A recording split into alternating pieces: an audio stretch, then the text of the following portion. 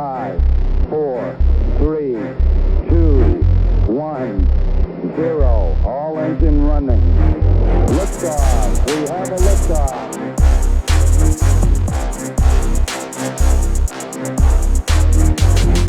All right, let's do this. Nice. All right, Mike. Welcome to You Can't Handle the Plouf. I love it. How's it going? I'm stoked. Let me move this out of the way. First time being on someone else's podcast. Yeah, I tell you, man, you were, I've been wanting to do this for a long time. Yeah. And, number one, I don't want to see myself on camera. I don't want to hear myself. Yeah. But I'm a huge Joe Rogan podcast fan. Yeah. And I talked about this a couple times, but I lost my dad last year. Oh, no way. I'm sorry to hear that. It's okay. Thanks. Shit. So one of the things was he thought he had more time to live. When he found out about his disease, it came down to a few months to live. Mhm. So one of the things he said to me was, "What do you want to do? You got to. If there's something you wanted to do, you got to get it done." And I said, Yeah. I really want to do a podcast." And he goes, "Then you got to do it." And it's scary. We had to learn a lot of stuff. The learning curve's insane. I mean, I'm still, obviously, we were just going over a bunch of stuff prior to this, and I feel like I'm still scratching the surface because of just the thing is you'll never be ready. Nothing, that's something we talk about in the in something I've talked about plenty of times with guests on my podcast is that you're never quite ready, or I should say, you should never prepare to be ready. Like most people will determine when they're going to start doing something based off of this ready or Right. this tomorrow, this metaphorical tomorrow, but that never comes. You're never actually ready. It's never actually tomorrow. So you, Right. like you were saying, you'll keep putting something off unless you just do it. Yeah. And you got to just do it. Yeah. Whether you're ready or not, and you just figure it out along the way. There's no better way to do anything. I'll tell you, and you were a huge help on answering all my questions and kind of getting me started with some of the equipment. Yeah. So this was all foreign to me. It's funny you know? because when you reached out to me, I was like, oh, man, it's just such a landslide of things. And you're not the only person who's asked me, oh, how do I do a podcast? And I'm thinking, well, the equipment is one thing, but then there's like the technical stuff Right. from a software standpoint. And then there's the skill of having to use that software, which can sometimes take a very long time to kind of all put together. And then there's how would you put it? The marketing or branding of it and like Right. how to make a logo. Like what you got going on is awesome. I love the style of this, Yeah. You definitely have your own thing going. And that's really, I think, the essence, in my opinion, in my very intermediate experience of all this myself, because again, I'm in the same boat as you. I just started. Yeah. Of branding is okay. When you see it, you recognize, okay, that's his thing, Yeah. and that's cool. Well, that's the thing too. Like, you were kind of like my spark that lit the fire Oh, to man, go. that's awesome. And I mean that. Even when you guys were young, Yeah. Justin, I always thought you were probably one of Justin's best. Yeah, me and JP go way back. We had a camera by our side literally our entire childhood, I feel like. Ever since we knew each other, at least. I remember getting a camera just like the one you got there on the tripod next to the one that's recording us. Yep. It was just like that, probably a lot like crappier because that one looks like it's good. Ours, remember the one we had? It was a little chunkier than that. And I tell you, we would record so many things with that. And we never really even edited it. It was just like gigabytes worth of footage on one video, Right. on one thing, and we just scroll through and laugh at it. Yeah. Yeah. And that's kind of what started it for me. I feel like my entire childhood, I always wanted a camera. As soon as I got one, I always kept it by my side because I do a podcast, but I've been doing vlogs, skits. Me and Plouf were doing skits in college, and then I went to college for that. And I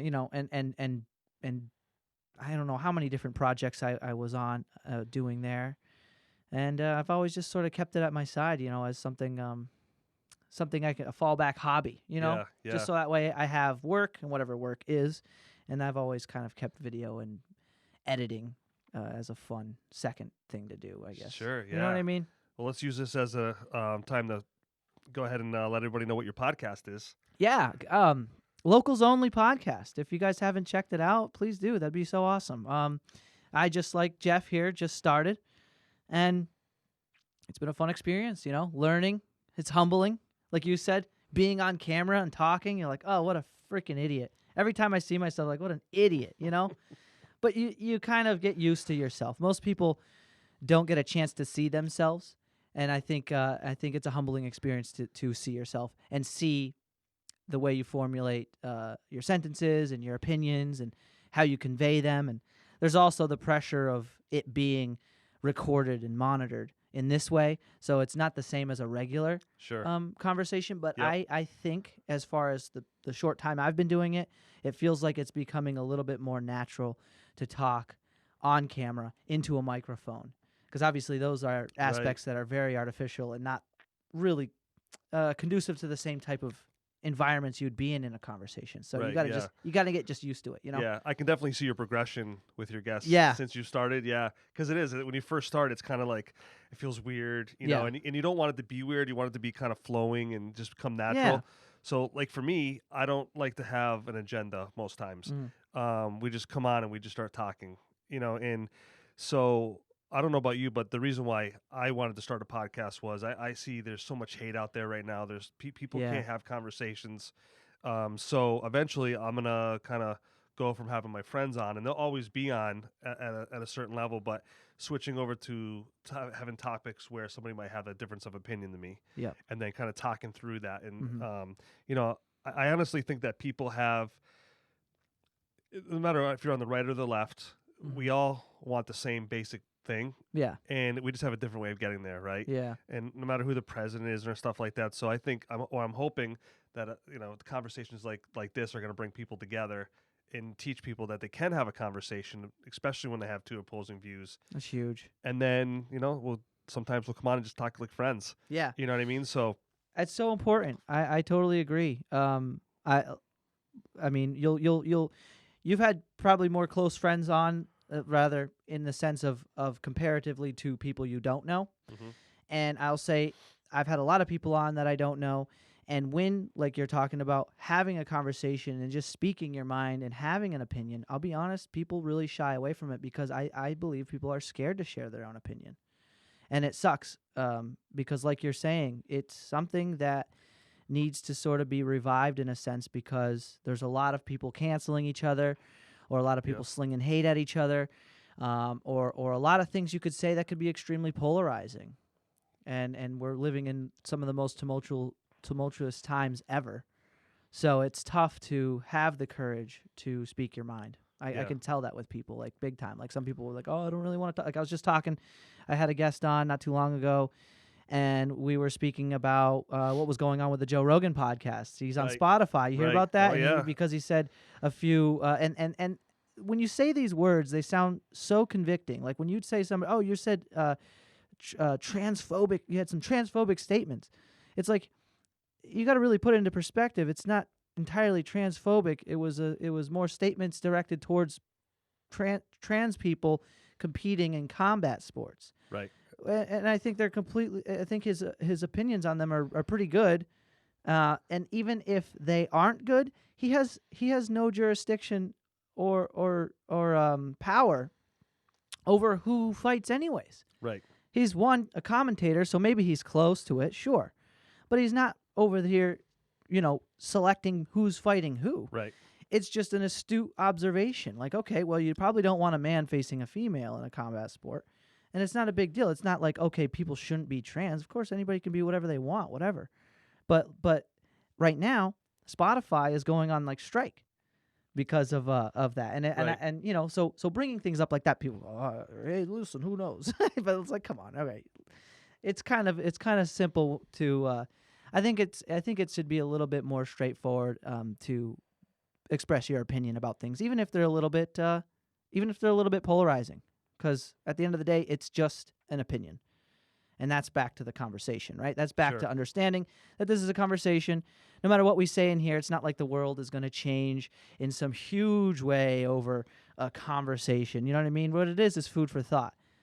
And for some people, it's the absence of comfort. Right. And people don't like that. All of Yeah. a sudden, they're not comfortable with what you said. They're not comfortable with what they just heard. And now their confirmation bias isn't being, their confirmation bias isn't being, whatever. What's the word? Exercised. Right. Right. Or what?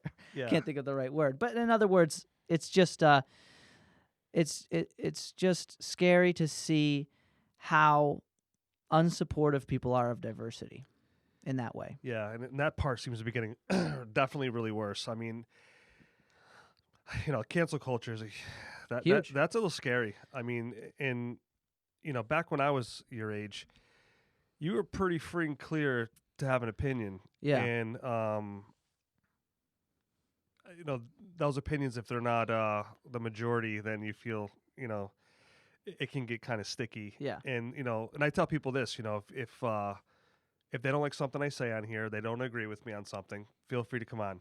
Yeah. This is a safe Or place. comment Yeah, below. right. I really wish more people would just comment, talk, like, hey, that was dumb. I'd rather that than maybe nothing at all. Talk to it, share, tell me why I'm wrong, right? It's the art absolutely. of debunking is being compromised by this cancel culture. And it's not just it's like huge tech companies, huge social media tech companies are just stifling that because they're instead of debunking something, they're just deleting it. And I forget which podcast I was talking about it, but in the age of the conspirator, which is like now, when you delete something, it almost becomes true at that point. Right. Because now nobody had a chance to debunk it. Right. And even if it's not true, I'm not saying everything that's been deleted off the internet is now true. Like say for instance, it was something in the regards to COVID-19, right? Whatever. It gets deleted. That doesn't mean it's true. My point is, what happens as a response to deleting it off the internet inevitably perpetuates that same message on multiple mediums and platforms. So now you delete a video, now there's a effort or push to get that message out because look, they're silencing us. Yeah, why are they doing that? So now it becomes a conspiracy. So now people put it on multiple. So if the objective was benevolent, right, to delete it and okay, we're helping people because this is a bad message and it's going to misinform people. But the opposite ends up happening. If you notice, they end up spreading the message through privatized websites, other platforms, because there's lots of different platforms out there where you can bring a message across, share a clip, all kinds of different stuff. So then people start sharing it. Look, they're deleting this off the internet. I mean, what a great clickbait. Right. Check this out before they delete it again. Yep. You know what I mean? Boom, I'll Sure. check that out, because why are they deleting it? What is it actually saying? Is it talking about aliens? You know what I mean? Like, I love aliens, by the way. yeah. Same here. You know what I mean? It's just it's crazy. It's crazy. I don't know. Yeah, it's definitely weird times, man. And, like I said, hopefully the goal of the podcast is, I feel liberated a little bit. Like now I finally have a platform where I can talk about, it's my podcast. I can talk about anything I want. Yeah. You know what I mean? And then I can share that with other people that come on and really, like I said, at the end of the day, just have that conversation. Yeah. And I really like to work through different scenarios. And, I don't want to be chastised for it. I don't want to be canceled for it. Mm-hmm. I give people an option, like I said, if they want to come on. So, with that being said, you're on what, podcast number 21, 22? Actually 24. Today was 23. Yeah. So 24 is coming out next I watched week. that the whole way to work today. No way. Cool. Thank you, man. Yeah, I yeah. appreciate that. No, I really do appreciate that. And we like to feature like artists and stuff. And I've been having fun with it. Yeah. Like you, and I really love what you said in the beginning as how it was something that you wanted to do and you were tired of waiting to do it or you know what I mean? You did. Yeah. Instead of it talk was about actually doing. like in a weird way, like hurting my soul that Yeah. I couldn't get it out. And I'll be honest with you, like, so I threw it out there to a couple of friends. I'm like, I want to do this podcast. And, so at work, I talk a lot about perception and reality. They're two different things. Or, yeah, You like perception having and reality. good, deep conversations, intellectual Like conversations. sometimes we get in our own head and then we talk ourselves onto something or, or we think about something when the reality is it's actually okay.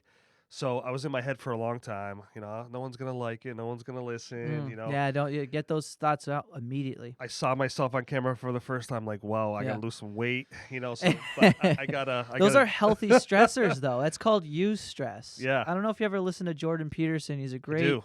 Okay, Jordan Yep. Peterson's awesome, and there's two things that kind of reminded me of what you were talking about. And it was hurting your soul to not do this, and it's something that I picked up on a lecture he was giving, and it's amazing how much chaos you end up confronting when you don't adhere to your destiny, Yeah. to what and destiny. We don't have to use it in this taboo way like there's some the point is do what you want to do. Right. Don't wait to do what you want to do. If you really want to do something, you should like here you are. You got your own podcast. This is so important to do something you like. It doesn't have to be a podcast, but for whoever is listening, you know what I mean? Whatever it is that you want to do, stop waiting and definitely stop talking about it. Do not talk about what you want to do. I think that's the most unhealthy thing you can do. Yeah. 'Cause You you're- gotta just do it. You're conditioning yourself to be mildly rewarded in a sense for your actions, right? Ooh, look I'm somebody who's gonna do this, right? So then Right, you yeah, might put right. it off a little Right. longer because you feel like you're almost done it, Right. and you might even get some gratification from telling somebody you're gonna do it Yeah. versus actually doing it. Right. So then after I finally made that hard decision, like this is game on, we're doing this. You start seeing people that start coming out of the woodwork to help you and support you. Yeah. Like I have another guy that's going to be on next week. His name is Matt Heron.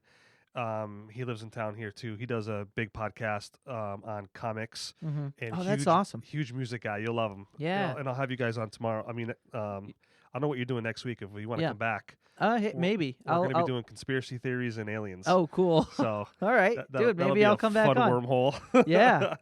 But so I That's started Plouf's. having. That's Plouf's. He know. loves that too. He Well, got you're that- Plouf he too. got that Now from I'm all me. He got confused. that It's from like me. the Twilight Zone. He's Just Plouf. You're call, Plouf. I'm Dad Plouf. He's the original Plouf. See, I've been calling him Plouf, and that's funny because I found out on your first podcast that you've been Plouf too for a long time. Ever since I was in junior high, I think it started, and so when people started calling him Plouf, I started laughing the first time I heard it, Yeah, and I'm like, it's just the rite of passage, man. It Yeah. is what it is. I have people who, it's a heavy cross to bear. yeah, someone's got to do it though.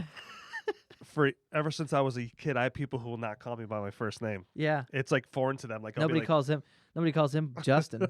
That's for damn sure.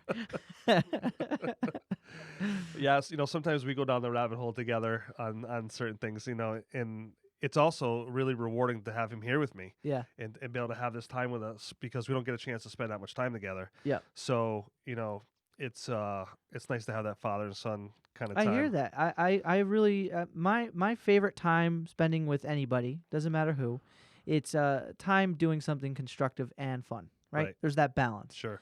If it's all work and no play, it's boring, And if it's all play and no work, you're not doing anything, so it's not rewarding. So when you have a good combo, and I've always felt that way about creativity, and this is a form of creativity in my mind. Sure. It's easy to have fun. You feel like when you walk away, whether you're behind the camera or in front of it, you could probably attest to this, Plouf. Do you feel like after a podcast, you kind of accomplished something? Even being not on it, it's being involved in a production of Yeah. any kind, right? Yeah. It's important. Yeah. And like this week with work, I'm walking in and they were like, oh my God, your podcast was awesome. Like they had so Nice. much fun watching it. I love and that. I just felt like, wow, you know what I mean? Like that's such a great feeling when people Right. appreciate what You're you're much doing. more of a critic on yourself, so you're Yeah. questioning, oh, is it that good? And somebody in the same way will reach out to me like, hey, I really like that, and I'm like, oh, thank God, because I'm looking at myself doing it, and I'm like, oh, this is what kind of jackass is up there sharing his opinion? What does it matter? You know what I mean? Well, that's what I said too when I first started. I'm like, you know what? I got to make a mental note that I'm not doing this for anybody. Yeah. I'm doing it for me, and I'm going to enjoy it with other people who want to enjoy it. So, but like today when I got in the car, I have a pretty long ride, and I saw your podcast. Nice. So boom, right for. Actually, I picked you over Joe Rogan this morning. No way. And I watched all Joe right. Rogan on the way back. Locals only. I think it's important that we collab through and YouTube. Or? yeah. Yep. Nice. We'll have to have you on mine so that way we could shout you out and just Definitely. keep the circle going. Yeah, I mean, it like I said, it's just amazing the support I've gotten, Yeah. and the friends I've made during this. If this is what it's like now, imagine what it's going to be like for the future. Oh yeah. Well, it's a double-edged sword in the sense that it's one thing that's fulfilling and fun, and then the other, if you continue to maintain the mindset of having fun with it, it becomes and it sucks to kind of put it in those terms because it almost seems like it's put down in a sense, or avoiding what it actually is. But it can then become a source of revenue, right? It could be a remote type of work, something you have fun with. There's a lot of things you can do, especially if you build an audience, because then you communicate with an audience in a certain way where maybe, I had somebody ask me, you making T-shirts? And I was like, well, not yet, but that would be cool, Sure. like, Next step. or you might be able to help other people out with advertising, and that's a really good thing to offer as like, I know it sounds just so, I don't want to say corporate, but I don't know. It takes away from the fun when you start to talk money about it, but it's important to understand what it is that you have to offer. Right. And when somebody, say somebody with a carpentry business down the road, and he's a good friend of yours, a very interesting guy, and whether or not he might be a guest, at least you'd be like, hey, listen, I could shout you out, and he'd be like, oh my gosh, that'd be great. Here, what if, you could even make an exchange. He gives you like, I don't know, a little bit of money, and you, for like the next 10 episodes, say, hey, don't forget, check out this guy's website, so-and-so's carpentry, blah, blah, blah. I think it's a great way, in other words, to help people, and even if it's for free, or even if it's with a price, it's extremely it's an extremely good thing to be able to get other people's words out there, and because there's a lot of really great people. Like, I think that was one of the first initiatives that you had, that and there's a lot of great people out there who you can talk to and show the world. The trick is having something like this. You know what I mean? Yeah. If you build it, they will come type of thing. Yeah. You can have them on. You can talk about what they do. Other people might be interesting. It might be exactly what somebody else needed. Well, that's the thing. It's always that spark of Yeah. someone else coming on talking about what they're going through, or what they're, what they do for work, all those kind of things. And like I said, when I watched you for the first time, I remember standing up in the kitchen. I'm like, that's it. I'm doing it. Yep. You know what I mean? And again, so thanks for that spark. Yeah. I really appreciate it. No problem. I love that. I love hearing that. Yeah. It's, I love being a mentor in a certain way. Like, Yeah. and you just being on there and doing that and just showing, because I really didn't know anybody. Yeah. That did it. Well, what I mean? that's what I said. I go, well, I don't know anybody who does a podcast, and I've had friends. I think Plouffe said it to me once or twice, and everyone's like, start a podcast, and I didn't really think much about it. I actually went to Arizona in April because of the shutdown, and I know that might be frowned upon, whatever, but I live alone, disclaimer, so it doesn't really matter. I flew out to Arizona, had an awesome time hiking, and for whatever reason, I got back and I had this hunger to do it. It was. It is. I had to do. I was losing sleep. I set everything up in like one day, running around buying stuff. I can't tell you how much money I spent on like sheets and all kinds of like weird shit just to kind of soundproof the room, foam pads, set everything up and kind of went with it. Sometimes ideas get into you and they live as their own being. I swear to God, it's really what it was. It's what it felt like, you know? Yeah. And I just rode with it, just like anything else in my life. When I have an idea, I certainly don't suppress it. I let it ride, and see where it takes me. Yeah. That's pretty much how I came, it's what happened. I actually, you know who it was? I'll shout out. Well, I won't shout out. He doesn't need a shout out. But Chris D'Elia was somebody I really loved his podcast. Sucks he ended up with all those allegations. I don't know if you follow Chris D'Elia at all. You do. No. He ended up with a bunch of like underage shit. Underage talking underage. But he's he was a great comedian, and regardless of that, he had a lot of enthusiasm, which is something I appreciate. And that's kind of what got me into it. That and like Fighter and the Kid, right? With Brian Callen and Brandon Schwab. No, Brandon. Sorry, not from Brandon. the UFC. Yeah.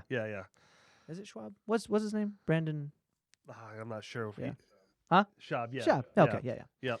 So yeah, that's kind of, and so I was like, all right, I got to do this because once I figured out what all the pieces are, that's the only thing. I'm a big yes man. I'm a big idea man.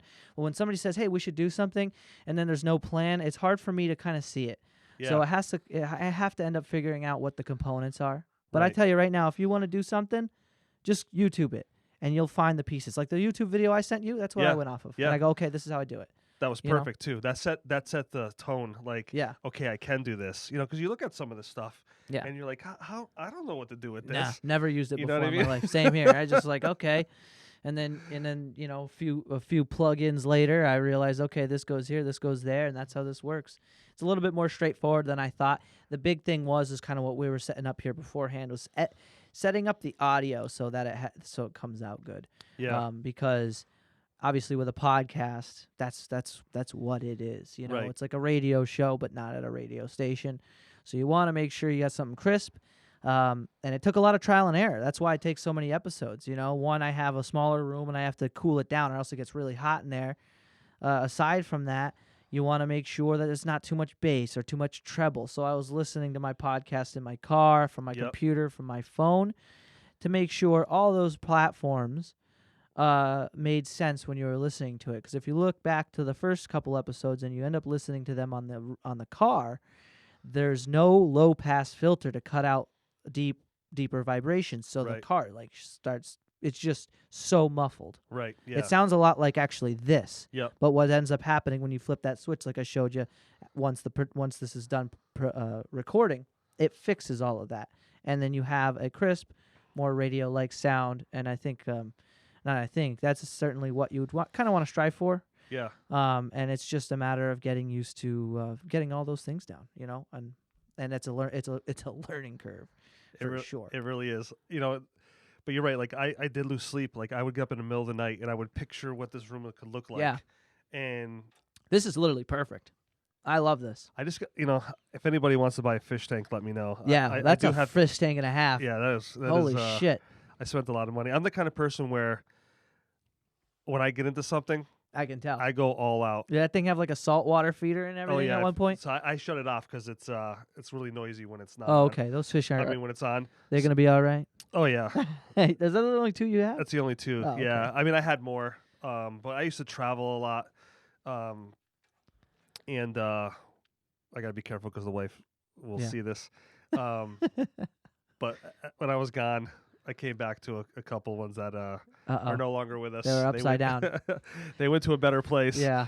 But if you look underneath there, the equipment that's underneath is it's like insane. This is a whole system going on. Yeah. You could have like lionfish in there or something. What are those fish called? Tigerfish, sorry.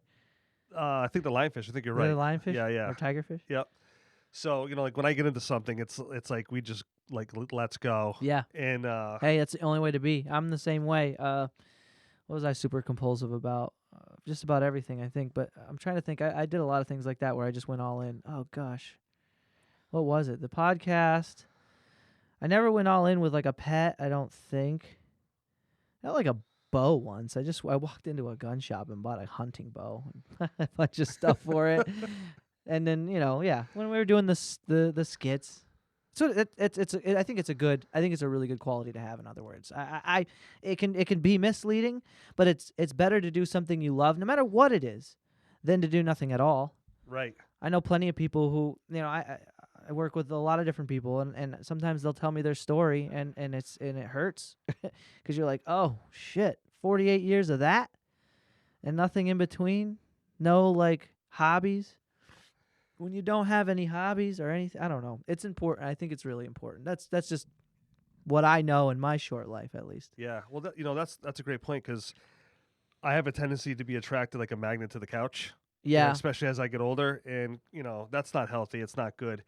And just to keep my brain sharp and to be able to talk about current events, those kind of things. So even though we're only doing one of these a week, I honestly wouldn't mind doing two. Yeah. But, I don't know how fast I would run out of people doing that. So, you kind of have to pace it out a little bit. Yeah, and it's tough if you have a job. Yep. Like I could do two a week, but there's also certain editing qualities that you want to keep on top of, and with work for me too, it's like it can be tough to juggle all those things.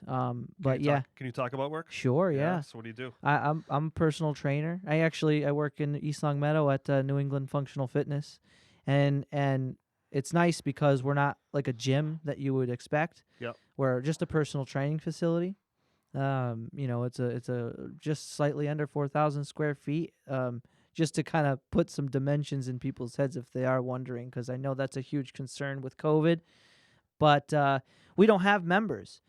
We have clients only, so the environment's extremely easy to manage from a sanitary standpoint. We don't have to worry about, random people coming in and not cleaning up after themselves, because anybody who comes in is with a professional, Yep. and everything is looked after and put away appropriately, from a clean standpoint. So it's a good line of work. I've actually been training. I've been a strength and conditioning coach for 5 years now, and I work with an amazing team of people over there too. And it's a really great it's been a really great road, because I was painting before that Oh, no kidding. for like the past 4 or 5 years, or 4 years after high school. I was just a painter. Really? Yeah. Shout out to Fennell Painting. They're awesome. They are great. The guy I worked for was an awesome dude. I still see him. I think I saw him last Christmas even. You know what I mean? Is that kind of guy, you know? So how did it translate into what you're doing now? Well, just kind of what we were just talking about. I was really avid about working out, and what else do you do as a young man who likes to work out? You just become a trainer. And for some people that's good. For some people it's not. Because Right. I've been in it long enough, even though that's not a really, really long time. But you in it for a year, you're in it for 2 years. Those first 2 years, especially where I was working, you see people come and go. Sure. You know what I mean? Like, you see people who were just becoming a trainer just because they thought it would be like a little bit more romantic, like, yeah, come on, 10 push-ups, and like, who, like that. Yeah. Typically what you're doing as a strength and conditioning coach or as a personal trainer is helping people with imbalance or weakness. So it's not as intense, or there's not as much flair to it as you might expect. So going into it, I was painting. I was really big into exercising, so I got certification through the National Academy of Sports Medicine, and ended up working where I work now, which is great. I actually, me and 2 other guys own the place too. Oh, no kidding. So we wow. technically own work for ourselves, and that has been an incredibly beneficial learning experience for me, just from a marketing standpoint, business systems standpoint, developing your own company, and knowing how to be a leader but not a boss. Those types of things are really important, because you end up working with people, and you don't want them to feel like they work. You don't want anybody feeling like anybody works for anybody. Sure. It's a collective experience no matter what. It's important to be able to delegate, right? I guess it comes down to being able to just delegate responsibility. That's delegate responsibility and to delegate authority, because inevitably one of the bigger things that I've learned is that a well-run business is a decentralized command type of business style, and once people can be held accountable for what they're doing, and I've been grateful, extremely grateful and humbled by how awesome everybody that I work with is, because that's how it is. Everybody is their own boss. Right. You know what I mean? And everybody functions on their own accord, and there's a good amount of respect between everybody, and we have fun doing what we do, because again, training's fun. I mean, it's not a really bad job. It can just be mentally draining sometimes, because you're constantly on. You're constantly have to be upbeat. You can't have bad days. And that can be tough, Yeah. But it's fun. I wouldn't trade it for anything in the world. I always encourage developing as a person. I'm not somebody who believes you should do the same thing for a long time. And I've been blessed with the opportunity to not have to do that, because I know some people, as you do, I'm sure, in your line of work, and other people whose lines of work, it comes down to, you end up meeting a lot of people. Oh yeah, I've been doing this for 50 years or something like that. And back again to the whole having hobbies. That's really what ends up defining how the quality of your life. Right. Because diversity would end up defining that. Sure, if you have one thing you do, say you do your work, and then you come home and you sit down, right? The couch we're talking about. Right. If that's your life, 50 years goes by fast. Yeah, you're not kidding. You know what I mean? Like, I just turned 47. And I'll tell you, my previous life, with the exception of my last job, was all in management, all the way from, I think, like 1994, right around there, was all management, and running big box retail. And, I watched a lot of the people that I worked with that have been in the business for a long time, and that old school mentality was you worked 80 hours a week. That's just what you did. Yeah. And It's no way to live. Yeah, so I got in that mindset, but I well, that was close. See That was that? a good catch. That was a good Slow catch. mo replay. No, I'm just Ninja. kidding. Reflexes like a Like a cat. So I got in that mindset, and that's a phenomenal word. I actually wear a bracelet here from my buddy What's that? Roger. What's it say? It's mindset, and then choice. Nice. Yeah, you have two things you can do every day. Mindset, yeah. It's huge. If you read the book Rich Dad Poor Dad, anybody who wants to change their life, read that book. That's the defining factor between quote unquote rich people and poor people. You know what I mean? It's not about money. It's not about wealth. It's about mindset. Yeah. It always comes down to mindset. Yep. And one of the things I teach is you have to be uncomfortable in order to be comfortable. Yeah. And a lot of people, when they start feeling uncomfortable, they just shut down. They Yeah. and I'll tell you, I'm finding that a lot in this podcast now. Some of the people I've invited, they're all gung ho at first, and then I think they get in their own head, and that's then what I was and then just they talking call about. me It's up the and they're like, same "You can't really make it tomorrow." Yeah. And I'm like, "Oh," and then they'll be like, and some of them are honest. They're like, "I'm just scared about being on," and I said, "Well, that's fine. When you're comfortable enough, you can come sit with one and you can watch the process, and then when you feel like it's your time, we'll get you in." Yeah. Yeah. It's honestly the camera acts as an audience that's not there. That's why I was joking. I was laughing when Ian came on because I'm like, yeah, to the audience who's not there, because I feel like they're there.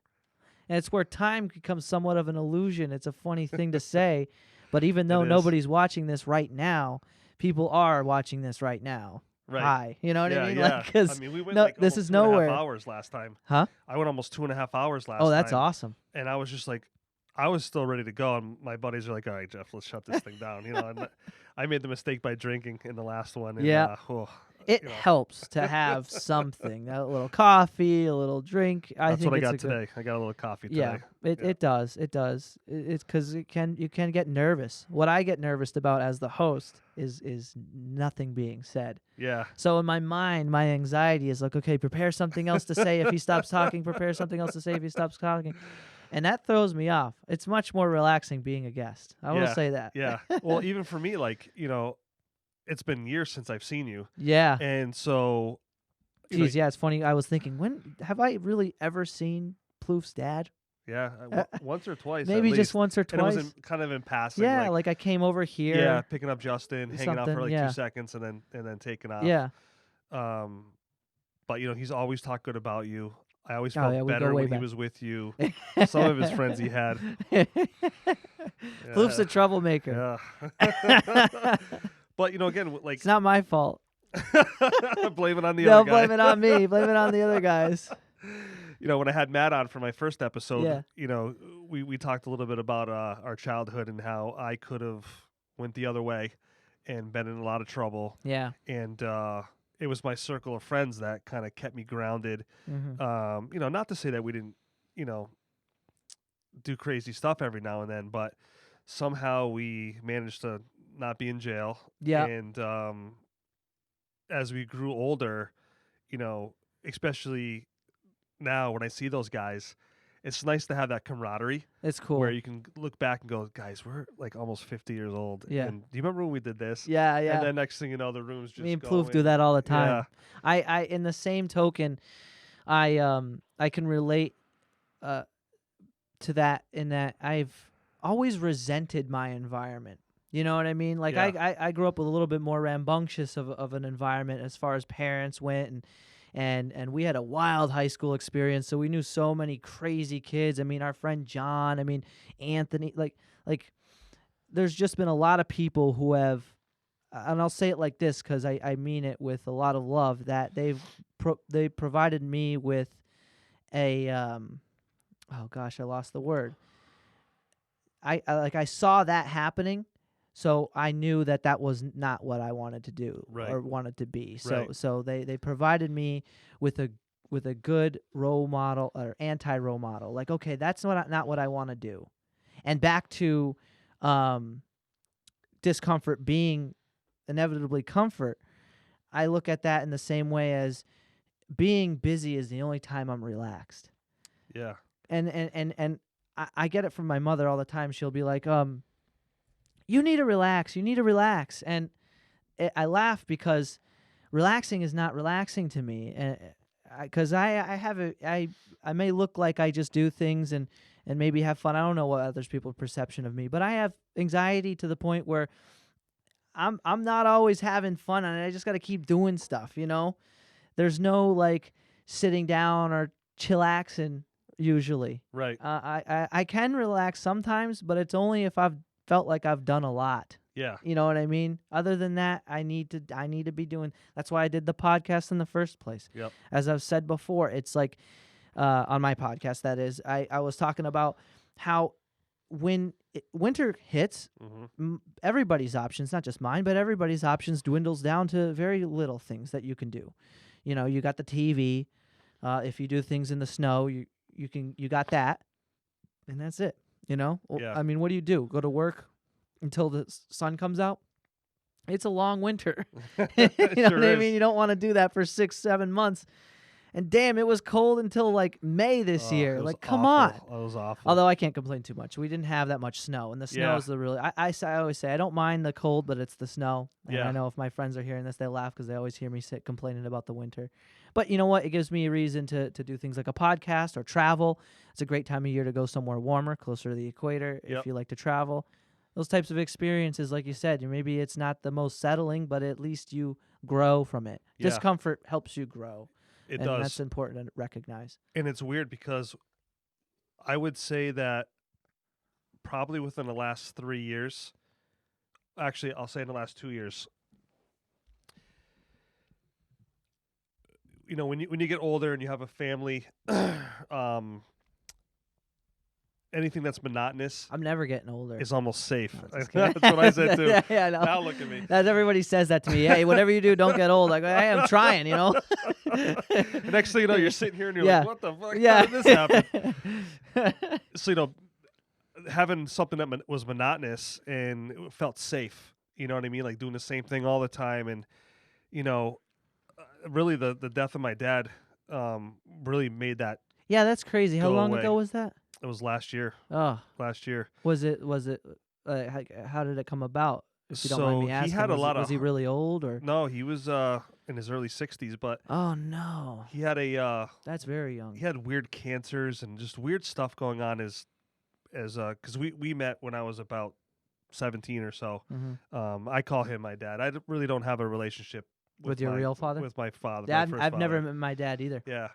So, and that's something that's bothered me Yeah. forever. That's why it was really important for me to have a relationship with Justin. And I, a lot of people don't really know. I don't really talk about it too often, but when I met him, he kind of became my dad. And it's funny because when he passed away, I had put a picture of him up, and I got a smart ass comment from a relative. What? What? That's not your dad. Oh, that's lame. And Boo. I was like, I knew it was going to happen sooner or That's later, so lame. let's address the elephant in the room. And Yeah. So I actually didn't address it. I let it go. Yeah.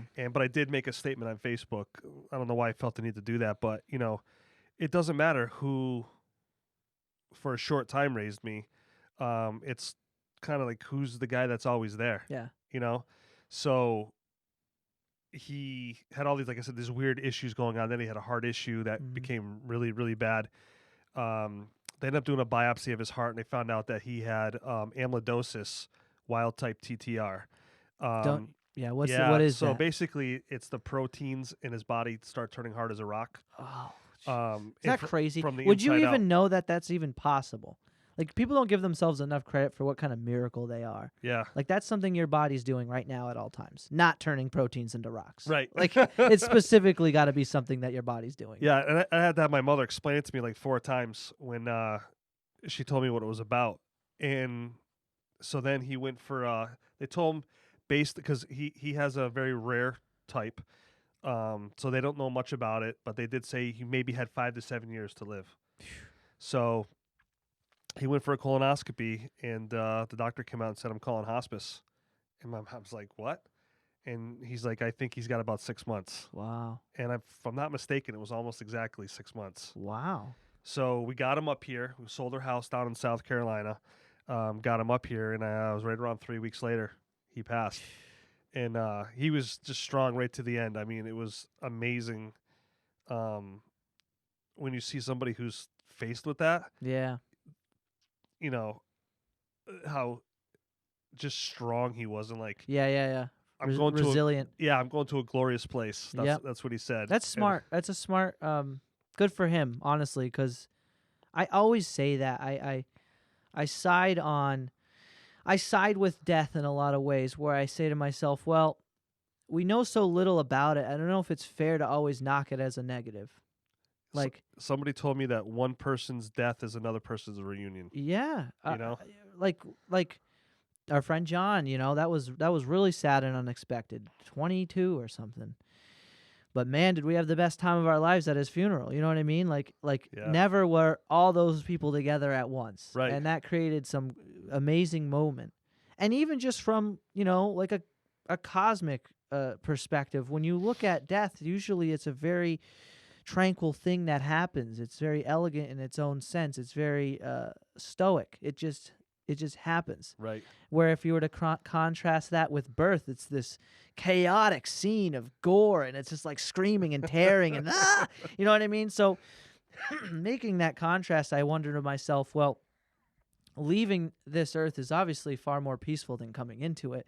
So I wonder if there's any positivity attributed to that in that sense, where it's not always terrible, and at least you're left with not only memories, but that moment, the things that person has said or done become so much more important too. Because you go, you know what? Yeah. If that person was still alive today, there might have been a lot of things that you took for granted about them, Right. So in other words, they become a teacher even though they're not alive, in a sense. It's true. It's profound, Yeah. So I always thought, like, and it's something I play over my head all the time. When you care about somebody so much, when they pass, you think the world, like, the Matrix is going to stop for a second. You're going to see this glitch, and it doesn't. It just keeps going. I know. You know what I mean? And you like. You're like, wait a minute! I just had this happen to me. Why is this still going like this? Yeah. But it's the natural way of things. Well, that's probably how I'll be when my grandparents die. Whew, don't even like thinking about that. The mother of the cats you have here, when she died, that was like beyond anybody else's death. I was so sad. You had the boy's mother? Yeah. Oh, I those didn't know cats. that. That was my Well, I thought it was from Blue. Rachel. Oh, she took him? Yeah, remember she took him from you? Okay. So Rachel took him, and then okay. Okay. Wow, I didn't know Yeah, that. Look at she that. ended up that cat ended up my cat. I've had her for like 10 years. No, probably 8. And she ended up getting pregnant from some other alley cat. Had the ones upstairs. And I didn't know, what to do with them. I couldn't take care of them. Yeah. And I didn't know she was pregnant. I thought she was just fat at the time. I remember dropping her once. I think that's why one of their tails are crooked. And don't hate me, sorry. I was like, I don't know, 16, 17 at the time, much younger. And what was I saying? When she died, there's a level of innocence when an animal dies, Sure. that it's like, at least in my mind, I was like, it's I don't know, it's just weird. Like, even when John died, I really wasn't like just crying all over the place for days on end. I was very sad, but like when the cat died, it was just like something about it. There was just such a level of innocence, because with essentially the circumstances of John, God bless John, but that was something he brought onto himself, and that happens in life when somebody gets involved in something. So there's a little less. It's more unfortunate and unexpected than anything. Where with an animal, it's like you were who that animal was counting on. Right. You know what I mean? Right. Maybe I simulated what it's like when a child dies or something.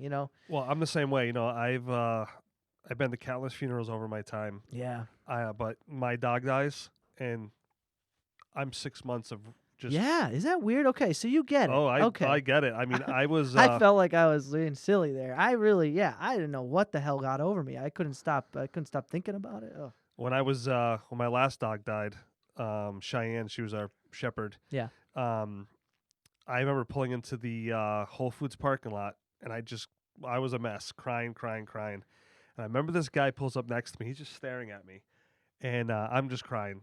And he started to become like a little bit of a wise ass. Oh shit. So I was meeting my boss, and my boss had just pulled up, and I went to go get out of the car. Of course, I'm trying to wipe my eyes, and he makes a comment to me about being a grown man crying. He has no idea why I'm crying, and That sucks because that's definitely your generation. that was almost a It's bad day for men, him. Men are not allowed to express emotion. You You know what and I mean? I'll tell you what, It sucks. as I get older, and it's funny, the girls on my team, I've been in some situations where I've gotten teary eyed, and they're already pulling the Kleenex out of their Yeah. thing, and who would know a guy like looks like this is a crier? But I'll tell you what, when I started to become a little more Everybody in cries. tune, Not everybody could admit it. That's the thing, man. yeah, yeah. You know. So I'm like the same way though. When an animal passes away, I'm an absolute wreck. Oh. You know, we've been in animal rescue now for this is our 9th year. That's right. You're okay. That's what I was going to ask you because I ever since I've known Plouffe, he was always talk about how you guys would always have a different dog or something like that. And do they pass through here? They come here and stay forever, or what's how's So yeah, that I mean, program work? obviously with COVID, we've kind of come to a standstill. But so it all started with Samson, the big brown one I have upstairs. Yeah. It was kind of funny how we got him too, because we were looking at a place in Connecticut, over in Avon, Connecticut. So I worked out there for a number of years, so I knew the ride it was going to take to get out there. And each time we put a application in, that dog would get adopted, and Wow. it was like one after another, to a point where I was like, you know what, I'm done. You know, you see all these cute pictures, and you think that's the one, and so they sent us a picture of Samson, and we're like, we're gonna get him. And the day before we were supposed to pick him up, because I took the day off of work, we're gonna take the whole family out there, and he gets bit by the permanent dog that's in his house, Nice. right in the muzzle. Oh no. And the last thing you want to do is have a dog penetrate his sinus membranes, Yeah. right? Oh god. So they actually gave him an MRI, and it came back as clean. So it looked worse than what it was. So I said, we're committed anyways. So even if it was the other way, this has got to be the one. And so when we got there, he was this fat little chubby dog about this big, just plump as you wouldn't believe. Yeah. And so we take him home, and as we got kind of had him around for a little while, my wife said to us, we should foster dogs. And I was like, you know what? That's a great idea, but how do we even get started doing that? And so we reached out to a local foster organization here in town, and it didn't turn out to be anything. And then my aunt has a friend who works for a rescue, Rainbow Rescues out of Chicopee. Shout out to Rainbow Rescue. Nice. So we got teamed up with them, and we never looked back. I mean, it's been unbelievable. I think we foster here personally like about 170, maybe 180 dogs out of here. Lauren takes care of all the small gerbils and rabbits, and because we're an all animal rescue, so we'll do cows, pigs, goats, you name it. So unfortunately, with my job that I've started a couple of years ago, I'm really not able to be that more active like I was before. But is work pretty consuming for you, like from an hourly standpoint? Oh yeah. I mean, it's 60 hours, no doubt. Wow. Yeah, That's rough. it is. Is there any way to slim that down?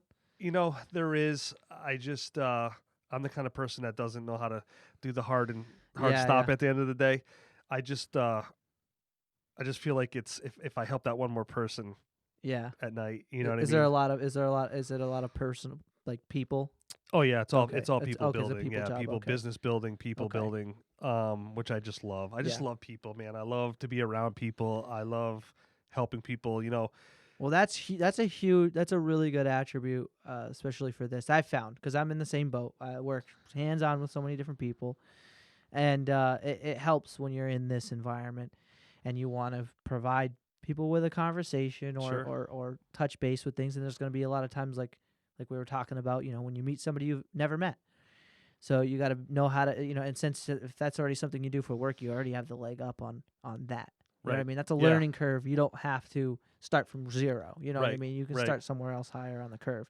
Yeah. Because it's still a little like some of the artists that I've met, it's like it's awesome, but you don't know where they're gonna go or what they're gonna talk about. So you got to kind of provide some kind of conversation sometimes. But I feel like I'm getting better at it. Well, I'll tell you what, you do it so smooth. Like you would never know you had that rolling in the Really? back of your mind. Yeah. Like, Well, 'cause good. when I Thank you. I appreciate that because I honestly I don't know. when I watch stuff, like I'm panicking I on the watch it. inside. Yeah, I mean, I watch mannerisms. I like drill down. Like I'm a funny guy too with like movies. Yeah. I'm a sound guy. Okay. And I love sound. I love Continuity. organic sign. Probably like Yeah, a big fan of continuity, like making sure everything kind of makes sense, and yeah. yeah. So when I watch you, you just seem very fluid. You seem very comfortable. You know, I'm trying to be. I'm pushing down. There's a underneath. There is a festering explosion of anxiety. for me, it's like the first 15 minutes, Yeah. and then after that, I'm pretty It's much. funny you I'm say pretty that much- because that's where it is for Yeah, me too. yeah. Once the conversation is flowing, it's not so bad. But it's tough to have fun on purpose, and that's kind of what this is. So it's kind of, you almost have to forget that you're having fun, so that way you can actually have fun. Yeah.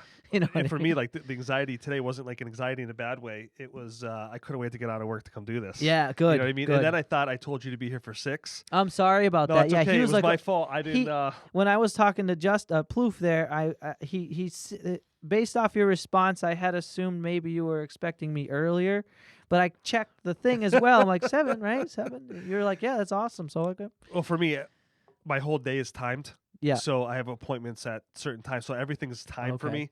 So sometimes it gets jumbled up. Are you on- remote? For the most part, yeah. Oh, that's good. And then free and clear to be around Nice. when I need to. That's the name of the game. I'm trying to be more remote too with work. I think it's important. Yeah. If you've ever read The 4-Hour Work Week by Tim Ferriss, Yep.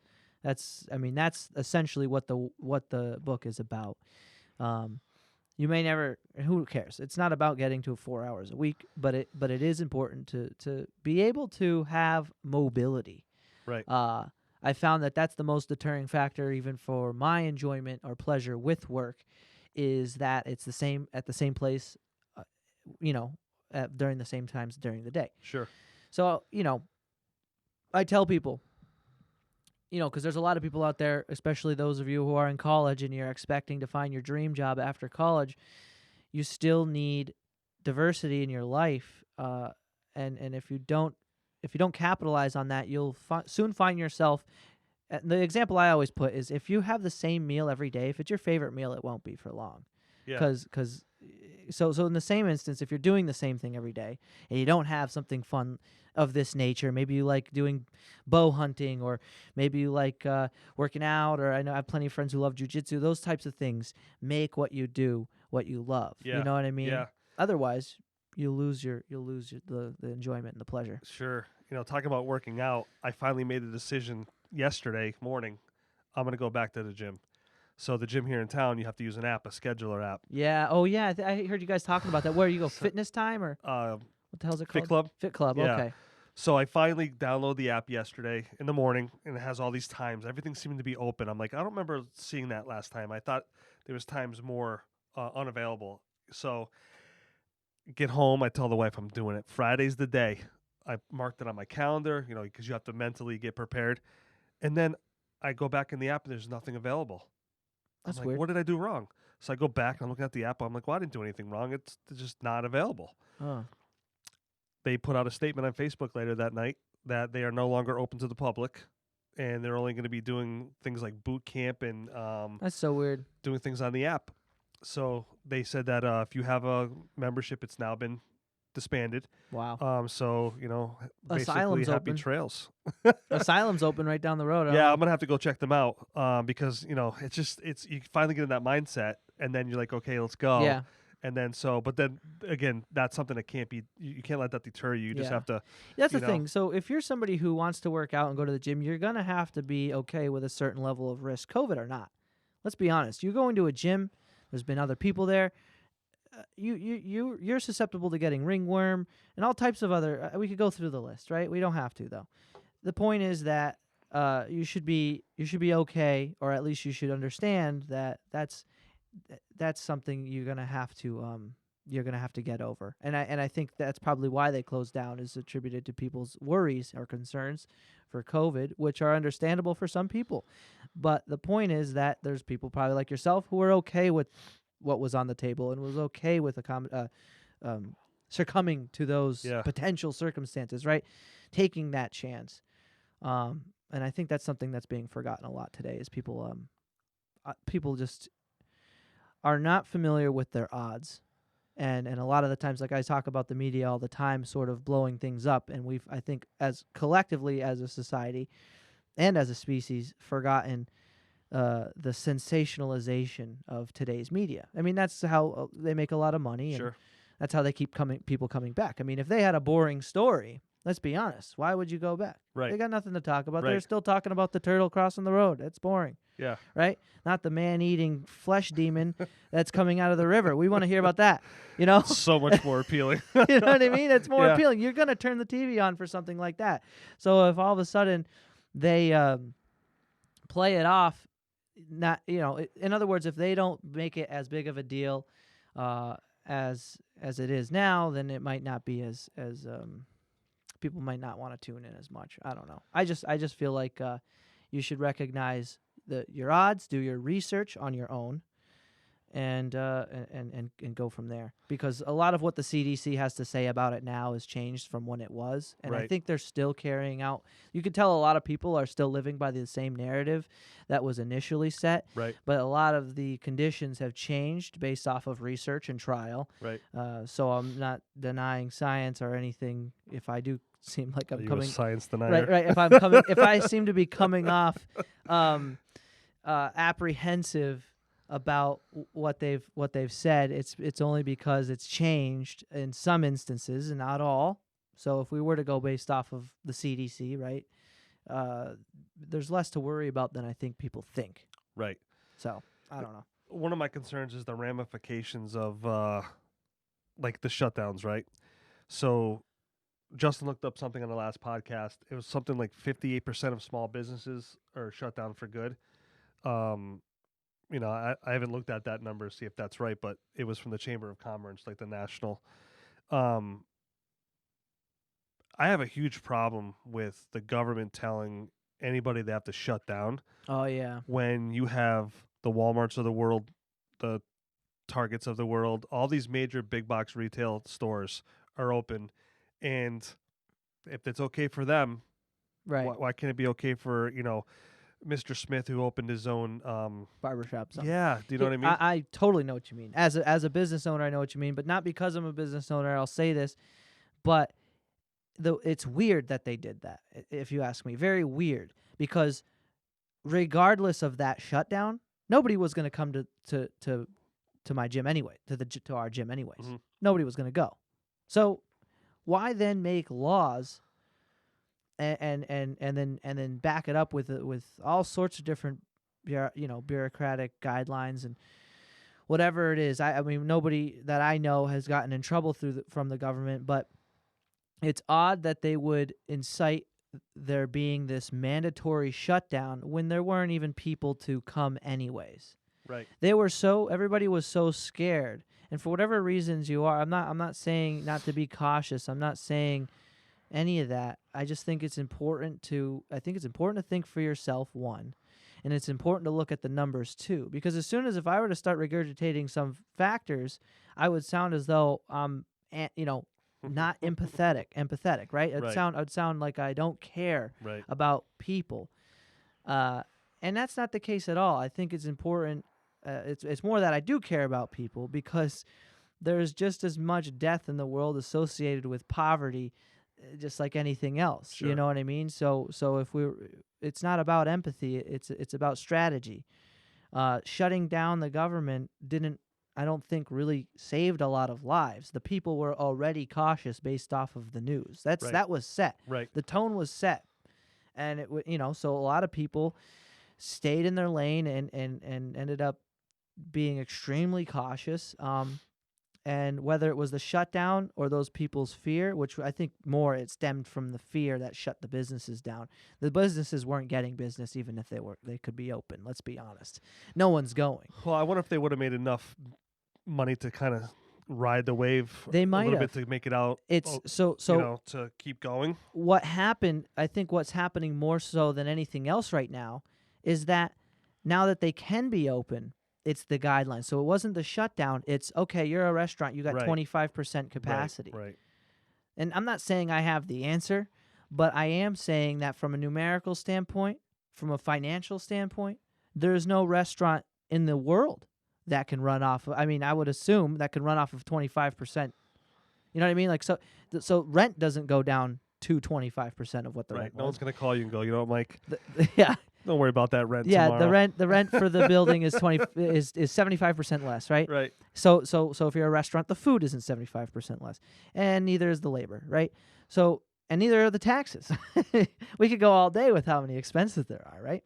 So, it's just a little silly to assume that a business, or it's even more silly to assume somebody in politics knows how to keep a business Right. open. Right. Right, because to them, I don't think they have the same mindset as a business owner, and when it comes to restaurants specifically, I just want to talk about that because a good restaurant is never a chain restaurant. Right. Right, so there's a million WalMarts, there's a million Rockies, and McDonald's, and so on and so forth. But when you have a good restaurant, it's the only one in town. It's the only one probably in the world like that. You know, well, Francesca's down the road. Yeah, that place is great. Yeah. Right, that's the only one. Yep. There's no other ones. That one goes away. That's it. There's no Right. more of those ones. Right. Yeah. There's no more Billy Bob's sandwich shop. It's Yep. gone. He can't have people inside or whatever. People not going there as Right. much. You know, I don't know. It's just I think there's a lot more factors that were overlooked, and I just want to stress that it's not about not being safe. It's just about considering what you can do and your odds of being safe are.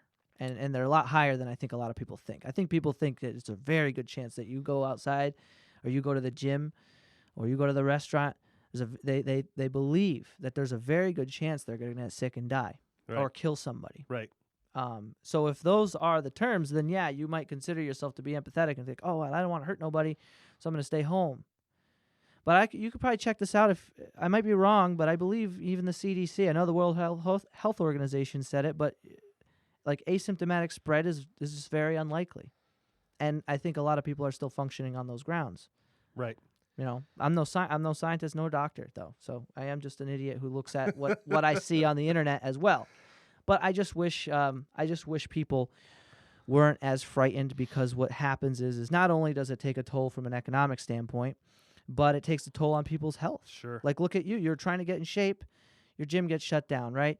There's a lot of people who worked with us who are so scared they're not leaving their house. They're not coming back to the gym until there's a vaccine. Right. And that could be months. That could be another year. Sure. And with some of these people, they don't have that much time sometimes. I work with a lot of elderly people as well.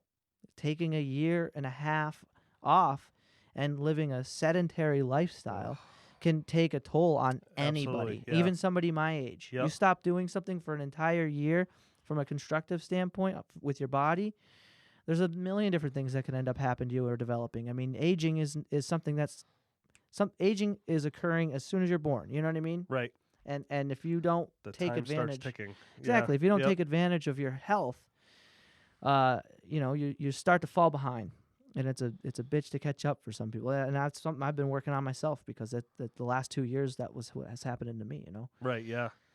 Yeah. I mean, I'm not gonna lie. I got a little freaked out at first when it first started happening, Yeah. because I didn't know. You know, it's the first time ever in my history. If you watch the news, I couldn't blame anybody. It's Did a you find wormhole. anything, by the way? No. Good job, Justin. No. Huh? He was sleeping. We just caught him sleeping. Yeah. Did you search? Is it like I don't know? It's probably under thousands of miles of text. Yeah. You know, and I have a lot of people in my circle that I take care of. You know, my wife is disabled. She has a traumatic brain injury. Mm-hmm. My mother, who's now a widow, Justin's mom, who Yeah. has a disability. So, you know, I mean, I know Justin's there to take care of her Yep. and everything, but, you know, I got to tell you that sound quality. Yeah. Once you start moving around, You got to stay here. well, but when you get back on target, it sounds Oh yeah. phenomenal. It So sounds great. job. Yeah. If nobody knows, when Mike first got here, he helped kind of revamp my audio, and that's really It's a cool big about part. somebody who's already been doing this for a little while. You know, he Yeah. hears things, he sees things. You know, Get the collab. I like Yeah. doing that. You know, Yeah. I shout out to Dean Martin. He came on. He helped him out with some stuff too. It's just fun to kind of. And that's something you'll notice too once you get better at it. I hope you really get into the editing factors of it, because it's a fun learning experience to to be able to understand how to use the software. Right. We found out that software only lets you use one mic, but if he's around, you could probably just use his computer, download it, use Google Docs to send that. Yep. Because it's going to be a big file. It's like 100 megabytes. Right. It's not a huge file, but it's a big sound file. Yep. And that way you can just throw it on the video there. Yeah. Yeah. I mean, I think every podcast is going to be a little tweak here, a little tweak there. Yeah. And then finally, especially like where you are now, it just kind of sets in, and then you start doing other things.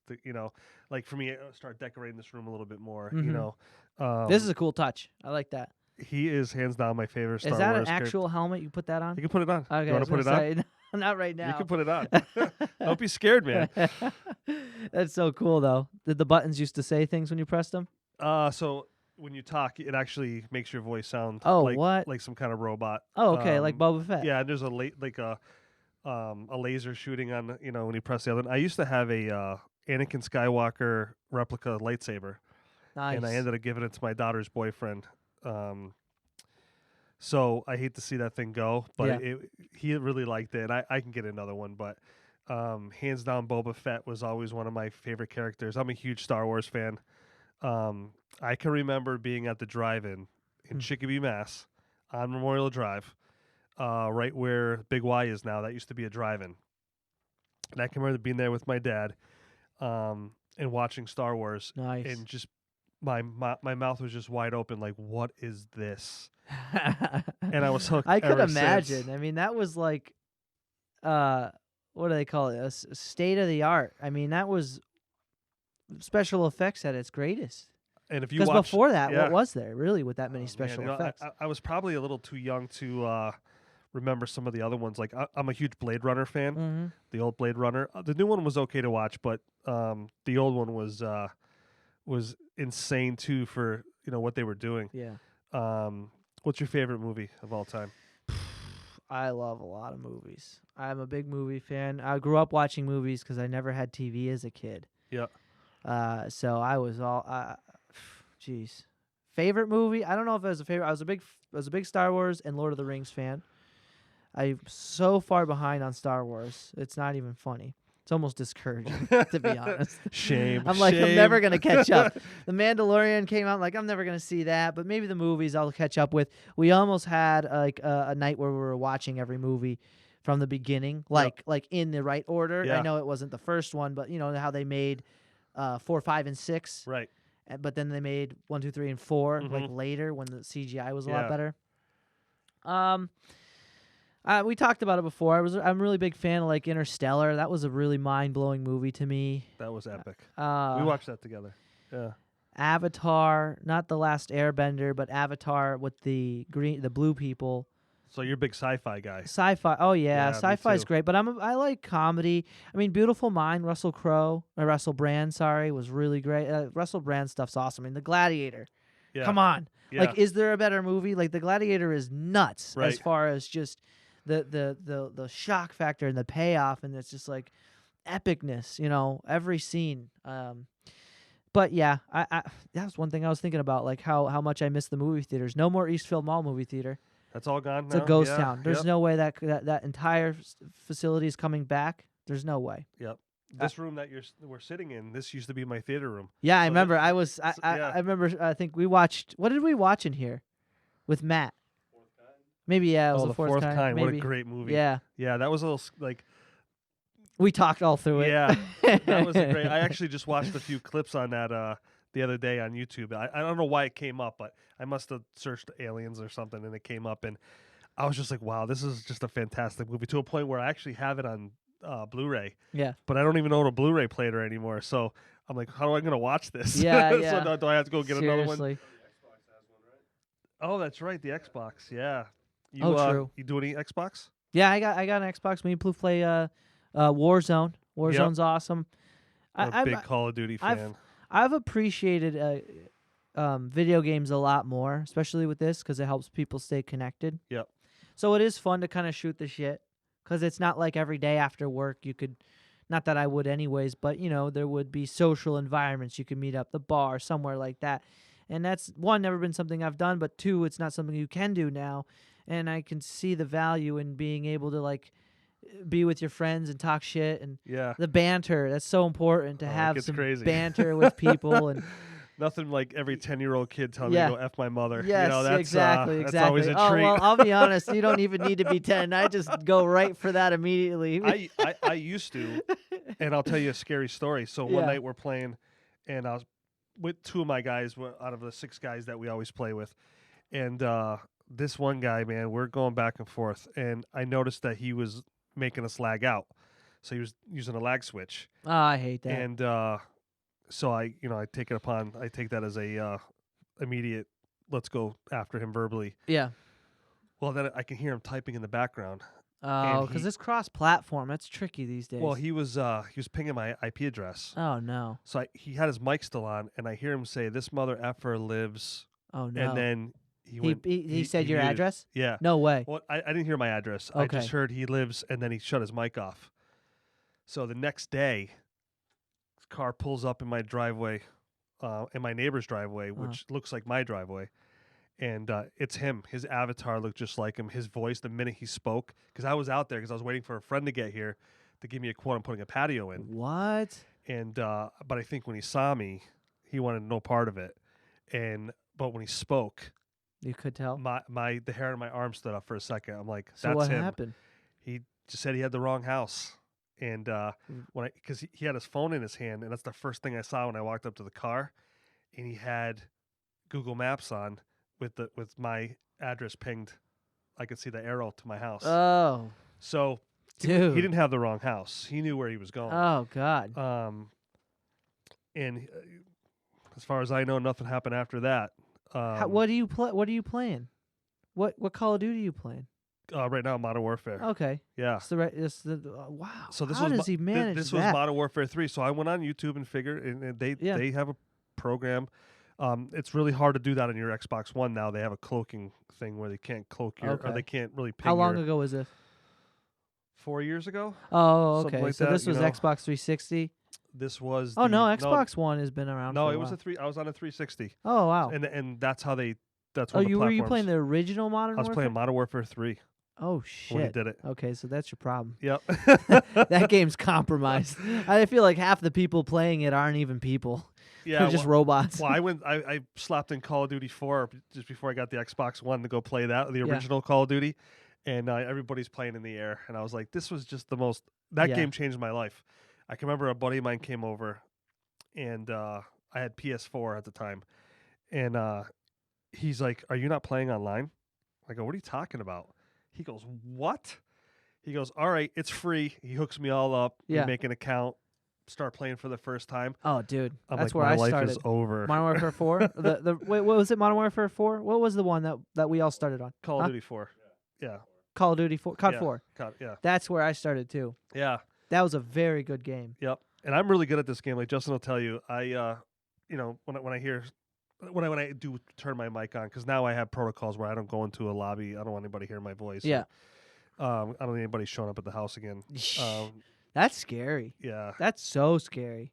And yeah, I mean, it really is. And I don't know if you had a change of heart, but I'm not somebody that fucks around. So if you do that, I was ready. Because I had a feeling he was going to be here. And I mean, you just had that gut feeling. Justin, Mom wants to know if you're coming home anytime soon.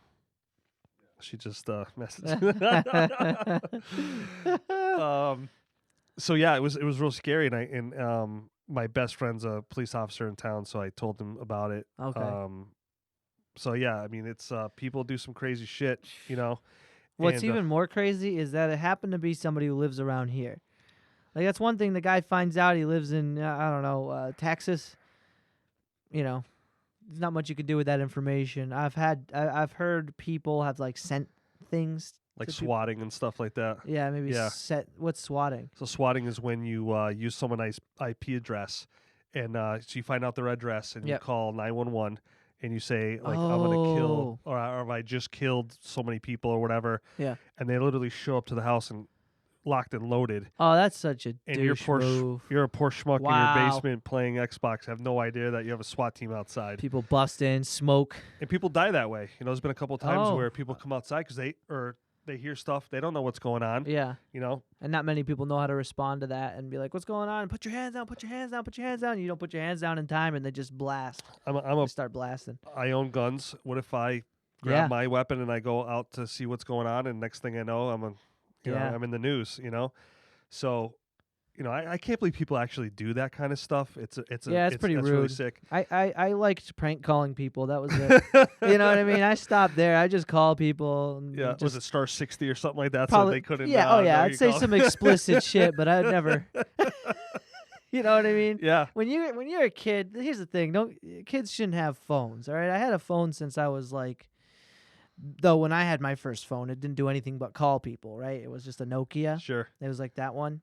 I think the first time I ever had a cell phone, I was 13 years old, 12 or 13 years old, and it only could call and text people, and it had Snake, on yeah. it. You could also choose your own ringtone too. So it was state of the art back then. And I remember I'd do this thing where I would just type in a random phone number.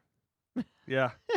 Yep. One time I did that, and I'm like, "Hey, is this Tom?" And then the guy goes, "Yeah," and I just died laughing so hard because because I just guessed the name, and they ended up being the actual guy. Yeah. Well, I had an old bag phone when the cell phones first came out. They came out in a bag, and the bag was about the size of a brick, maybe about the size of the Foresight here, and it was $1 a minute plus your What was it, like one of those big phones? Yeah, so it was huge. Oh so my it was God. connected to this big battery. So you couldn't take the battery had to be with the phone. Thing emitted like radiation. Oh, I'm sure. Yeah, I'm sure that's why Justin is the way he is. That's probably it.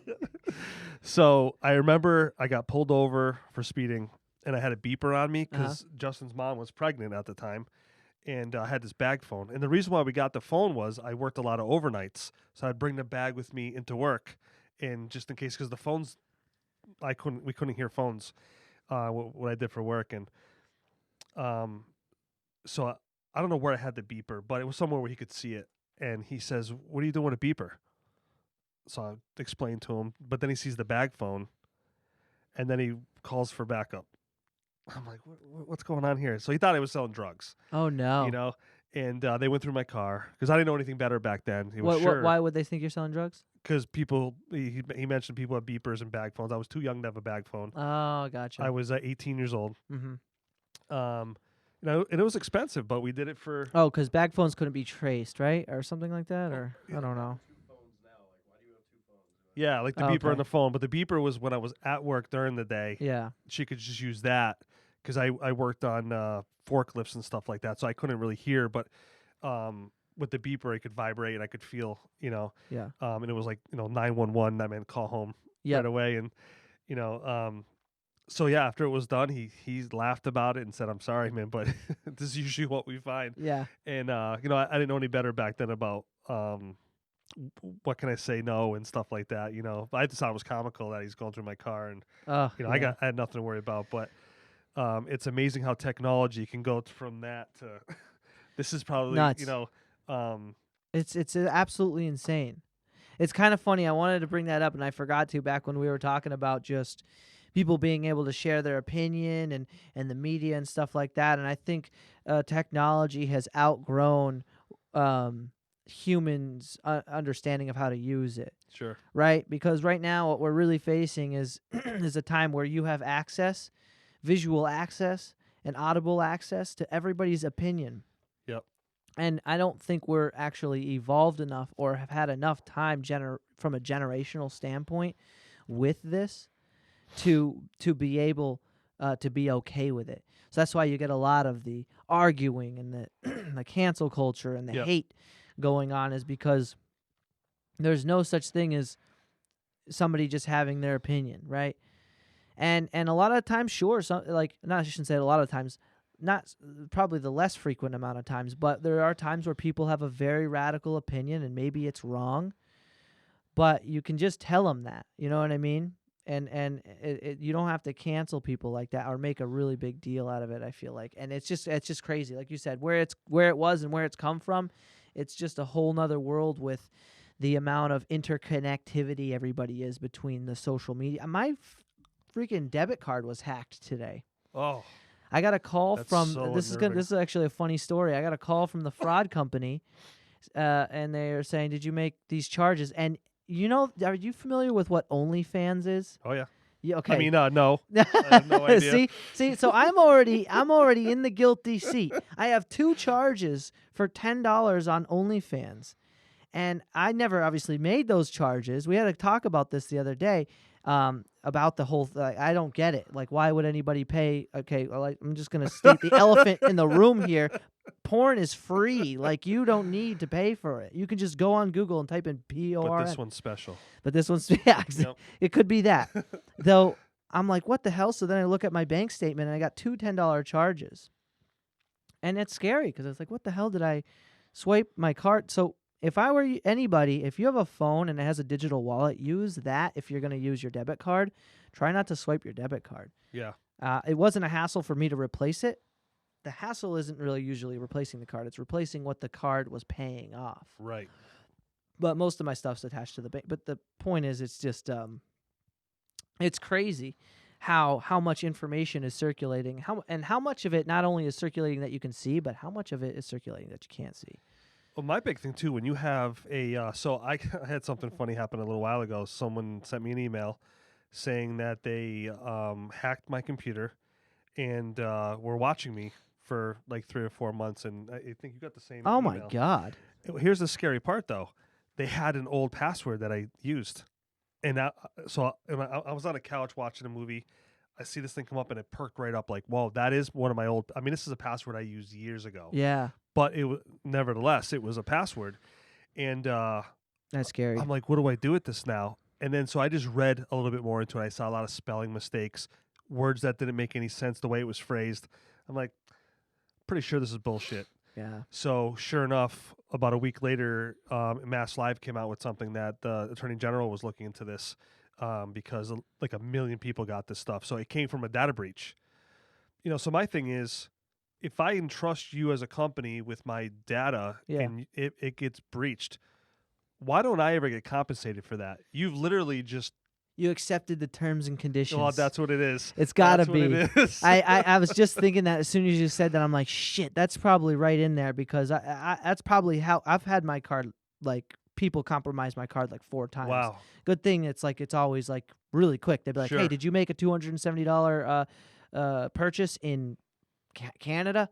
I'd be like, no. All right, then the card's canceled and the transaction's reversed. Right. So luckily that's the case, but I can't stress enough how important it is to have a 2-step verification, and a lot of things all do. my stuff has it now. Yeah. Because I got mine hacked a couple of years ago. I went to go buy a sandwich, and it came up declined, and I'm like, absolutely, that never happens Yeah. to me. Not with 10 million in the bank. So actually, no, I lied.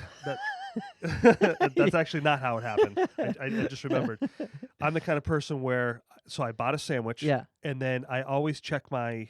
I watched a special one time where someone bought a sandwich, and then the person used the card reader underneath the register, and was stealing it that way. Oh, that sucks. So I bought the I sandwich. hate it when they do that and take my card and like go do something like. Yeah, Where are you going? I'm always Hey! watching them. Get back here. Oh. Like, why? So I checked my app on my phone because I do it at least once a day, and sure enough, I see a PayPal on there for like 6 cents, right? A debit. Yeah, And they then check it. Yeah. They do that. Yeah. So I happened to be in East Long Meadow, so I went down to the bank, and the guy's like, "Thank God you caught this." And he slides his computer over. He goes, "Because this is what they just tried to debit from your account." Literally, as we were sitting How here. much? It was like $1,000. Holy shit! Right, and he goes, and that's nothing. The minute that comes over, he'll try it again. And so he looked at the name. It was John Smith. Was the name on the PayPal? He's like, God. that's not even. That They didn't even sucks. try. Yeah, that's a. I mean, that's a good name to have as a fake name. Right. So I panicked. I'm like, well, what do I do now? He goes, oh, no problem. We'll shut that down. Well, it like you said, it creates a snowball effect. Now I have to go back to all the different things I have on that card and re-input everything. Okay, now what's my password to even get back in there? Yeah. Okay, my password, and then, like I said, all my stuff is has a two-step authenticator. Yeah. So you got to go through that process, Yep. Yeah, I can't stress enough how helpful, and all cell phones. I have an Apple. I have an iPhone rather, and with the iPhone you have the wallet, right? Yep. what a wallet does, what a digital wallet does, and I think it's the same thing if you're using a Samsung or whatever, is that it's attached to your card, but when you purchase something, it uses a different number Right. that accesses your card. So if somebody were to get a hold of the information that you had given the company, because every company has your card information, whether you can see it or not, your merchant, whatever your merchant is, which is the account that uses that obviously does the electronic transactions. Yep. Because for most people who don't know, if you use a credit card or a debit card, the company has to pay a fee. There's a series of different things that occurs when you do use a credit card or a debit card. So there's a lot of information left behind, a paper trail, if you will. But when you use a cell phone, the paper trail is a fake number. And so if that number does get compromised, it's not actually attached to your card. It's Right. only attached to your phone. So if the transaction has ever tried to be made, I think I'm explaining this correctly. If somebody attempts to make a transaction without your phone with just the numbers, it's a red flag immediately and nothing even can happen. Right. So there's a lot more safety in using your phone as a wallet, I think. I would believe because of that alone. I mean, can you imagine your sole responsibility every day you wake up is just getting up and trying to scam somebody? Oh, that's yeah. It I mean, happens all day. you got to be you're king loser at that point. You know, you know what I mean. That's the king loser. I imagine if they put their time to like curing cancer Yeah. or something. You know, it could. Well, honestly, a lot of those people could make amazing programmers. Sure. They could be amazing firewall creators. And in fact, the good news, if people are super worried about being hacked, I've had this conversation with Jameson. Shout out to Jameson. He's my behind the camera guy. Plouffe is sometimes too. I like whoever wants to come by. The fact of the matter is that most people who know enough to hack somebody are usually professionals who aren't doing it for malevolent purposes, right? They're typically people who are creating it, and if they are good at hacking, they typically end up then just working for the FBI or something, What they because call those white hats. you can get a lot more Yeah. work if you're working for a company that's working against people who are hacking, because you have a skill at that point. You can Right. you can reverse engineer programs or firewalls, and you make a lot more money than stealing from people. I'll tell you that, because you're fighting against the house, because it's hard. Like you said, you had $1,000 stolen from you, but you didn't really get it stolen, right? Right. They didn't end up with No, the money. he didn't end up getting it. Exactly. Yep. But it was. What if that was my last $1,000? Oh, I What know. if that was my mortgage? You And- know what I and- mean? So and then it's not there when you need it, because Right. it takes a bit to come back sometimes. yeah, it took like 5 days. Yeah. You know, and Happened to me in New York. They took $270. That's all the money I had in my account. It was like years Bastards. and years ago. So it took them 2 weeks to get the money back. I was like, fuck, you know. Like, yeah, because $275, especially Yeah. Well, at my age, we were also like traveling. It was like, you know, it's just it doesn't. Yeah, that was the money I was counting on. Right. And not only that, but I didn't even have a card, because the card had to be canceled Oh, that's immediately. right. So it's Yeah. like, even if I could have it's a used it, double whammy. it's a double whammy, you know. And then I'm thinking, oh God, am I gonna be able to pay off my car insurance and all that back then? But yeah, you're right. You know, it's tough. It does. It's so like you have this. It's like something breaking in your house. Yeah. You know what I mean? That feeling you get, and then I go into panic mode for a second. You know, and the guy at the bank was like, "Dude, this is no big deal. We deal with these all day long." Yeah. And I wonder what that costs the banks every year now, because it just seems to be getting worse and Yeah. worse and worse. And they're always trying to up the banks and do all that kind of stuff. It depends if the guy got away with the money, because sometimes if it's a pending transaction, there is a point where, like I said, so say they steal your money. From as far as my very intermediate knowledge of how a transaction works, they could be waiting somewhere else before they actually have it. And it's through that third. It's not. I don't know if it's a third party, but it's through the merchant, which is like, say you buy something from the gas station with your card, they have some electronic service or program that takes the money from your card. But if you notice, it's not the day that Right. it's taken. Right. There's like a hang time, and that transaction could be nullified if it's intercepted in time. You know? Right. Yeah. It's not like they actually take the money out of your pocket and it's actually in their hand. It's sort of waiting somewhere to be approved. Yep. Or authenticated from more than one party. Right. Because obviously the transaction's authenticated when it happens, but then it has to be authenticated when it's deposited too. Right. Like it doesn't go directly even into our bank as soon as like from a business standpoint, when we're getting people's money from the transactions, from buying our services, it goes two places before it gets our bank. You know, first it's in limbo, then it's finalized, and then it deposits into our bank maybe 2 days later. Right. You know, Yeah. so it all depends on how that's set up, I think, and that actually I think provides people with a lot of safety. But what it might cost the bank is a transaction fee, and those Right. can add up because they're like, I think it's like almost up to 1% sometimes of Is every it really? transaction. Yeah, it can be a Wow. lot. Like we pay over $1,000 in transaction fees Do you a really? month. Oh my God. Imagine that. That like the many fees there are. So I always tell people, like there's a lot more to business, and it's a fragile economy is a fragile balance. It's not something that just happens. And it's not something that's happening from a cold-hearted standpoint. It takes a lot of hard work. It takes a lot of aptitude and ambition, and heart to kind of push through with that. Yeah. Once it's big, the nice thing with business, it perpetuates. So once it's big, it will fight for itself after a while. But back to most of the business that are affected, that's not the case for those businesses. Yeah. You know, So how many people are you in business with? like employees. No, like are you the sole business owner? Oh do you no, I have partners? two other great partners. Shout Yeah. out to Matt. Shout out to Anoop.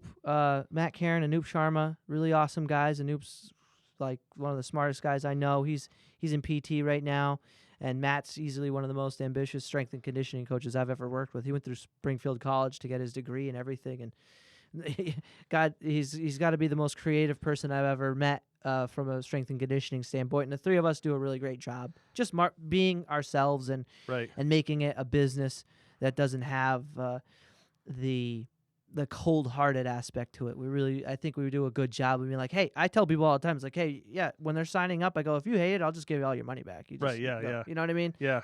No hassles. You know what I Sure. mean? Because we want people to feel like they're in a place where they're welcome. Yeah. We say hi to everybody who comes in. We say bye to everybody who walks out. Yep. It's that personal. You know That what I mean? personal touch, I'll tell you, that's the difference. Sometimes I go to, like, back before COVID, I'd love to visit restaurants. Yeah. Sometimes I would go to a restaurant that maybe the food wasn't so good, but the attention and the service we got was outstanding. Yeah. The server made me feel like I was the most important person in the restaurant. Right. You know what I mean? And to have that laugh. One of the things I always like to do is I always ask the server's name sometimes before they say it, or if they say it and I don't remember it at first, I always like to follow it up with what That's their a name good is. touch. Yeah. Because I don't want to, like, if I need something, I don't want to have them Hey, walk by and go, hey. hey, Hey, you. That sucks. I'll ring a little bell, Yeah. but if I can say, hey, Jen, when you get a chance, can I have another soda or whatever, Yeah. and I think they really respond well to Oh, that. it's huge. Learning people's names is so important because being able to be like, how you doing, Jen? Or, Tom, it's good to see you. Yeah. Because that immediately when you know their name and then you say anything to them, that's a personal connection because you're talking to them. You're Right. not just saying things, Right, yeah. I had an old manager one time tell me, I watched him walk in the store, and we went right to the back room, and first thing he said hi to the receiver. We're at like 137. Mm-hmm. We'll probably cut it like 145. Oh, what, the time? Yeah. Okay. And I said to him, why'd you do that? I said, because you passed like 10 people. He goes, well, I'll make my rounds. This is where I start. Yeah. He goes, because this you never know. This might be my next door manager. Yeah.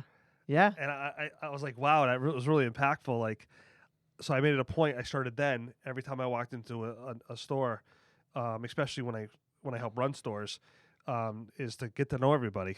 Yeah. And have a quick 5-minute conversation. That's smart. And I do that now. I run into a lot of people throughout my day, and I always try to remember their name and have that conversation because you never know. Yeah. It's You know so what I mean? important. Well, manners is something that applies at all times. You know what I mean? You gotta. I can't agree more. Because you never know who somebody's going to be later in your life or who's they're going to be. Right. Right at that moment. Yep. And managing is kind of like a.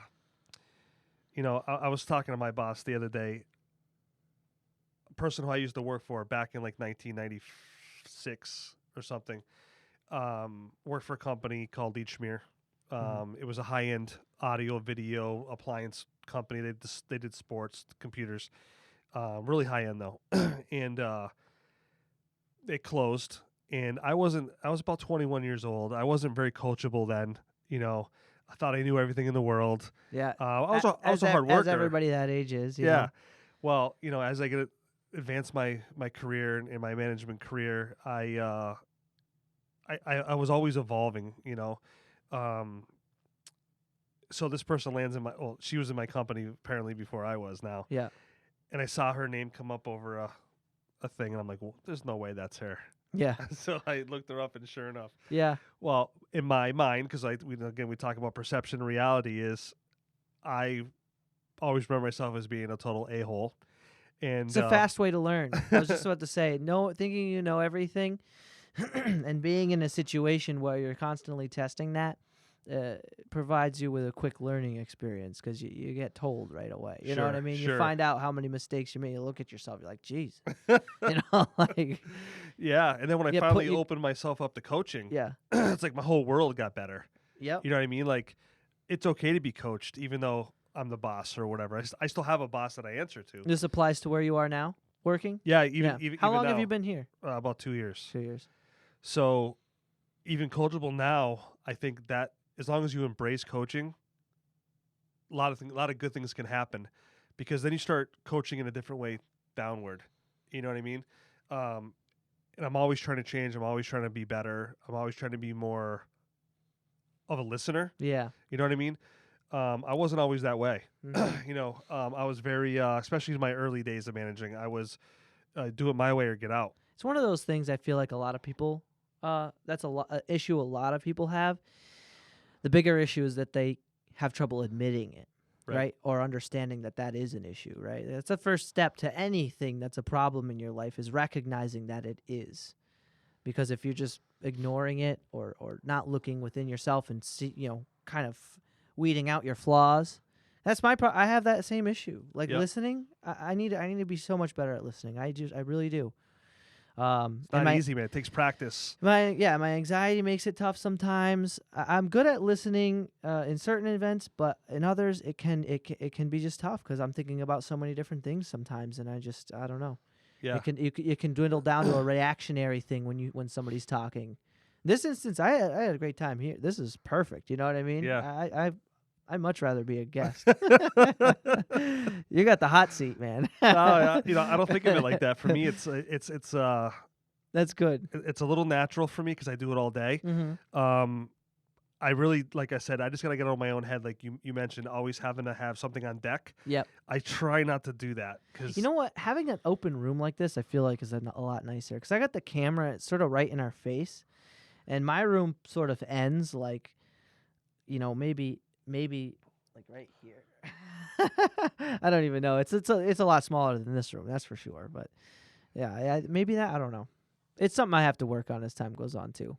Sure. I think that's the fun part, is because it's forever evolving, and the fact that you can make it yours and put little pieces of you everywhere. Yeah. Where like I feel very comfortable down here. I can't believe my wife let me spend this money. First of all, that was. Oh yeah. God bless my wife. Super supportive. Gotta ask the boss. Yeah. That's so cool though. Yeah, that's really cool. You guys were able to come to an agreement on something like this. It's really not the biggest expense. Honestly, it's the computer. Well, that's what it was. My computer is the most expensive thing I have. Yeah. It's probably worth more than my car, to be completely honest with you. Yeah. You know what I mean? Just to be able to, because this is one of the largest type of platforms you would have to create. Most things will, go up to 15 minutes, but a podcast can be hours of footage. Sure. Hours of footage, and depending on the quality of the footage, that can be a massive load of data. And then you have to put it into an editor, Right. and then the editor has to render the whole project into one: the audio, the sound, the titles, whatever you put in there, the intro, the outro. So it's just I think it's definitely the most important tool. The rest of this stuff isn't too bad. The microphones, I'm sure these actually for you, I know these are more expensive. Yeah. So that probably tallied up. And that's the thing. Like I didn't want to half-ass it. Like I'm Yeah. so here's my problem. It'll be the next thing I get, is a better set of these for sure. Yeah.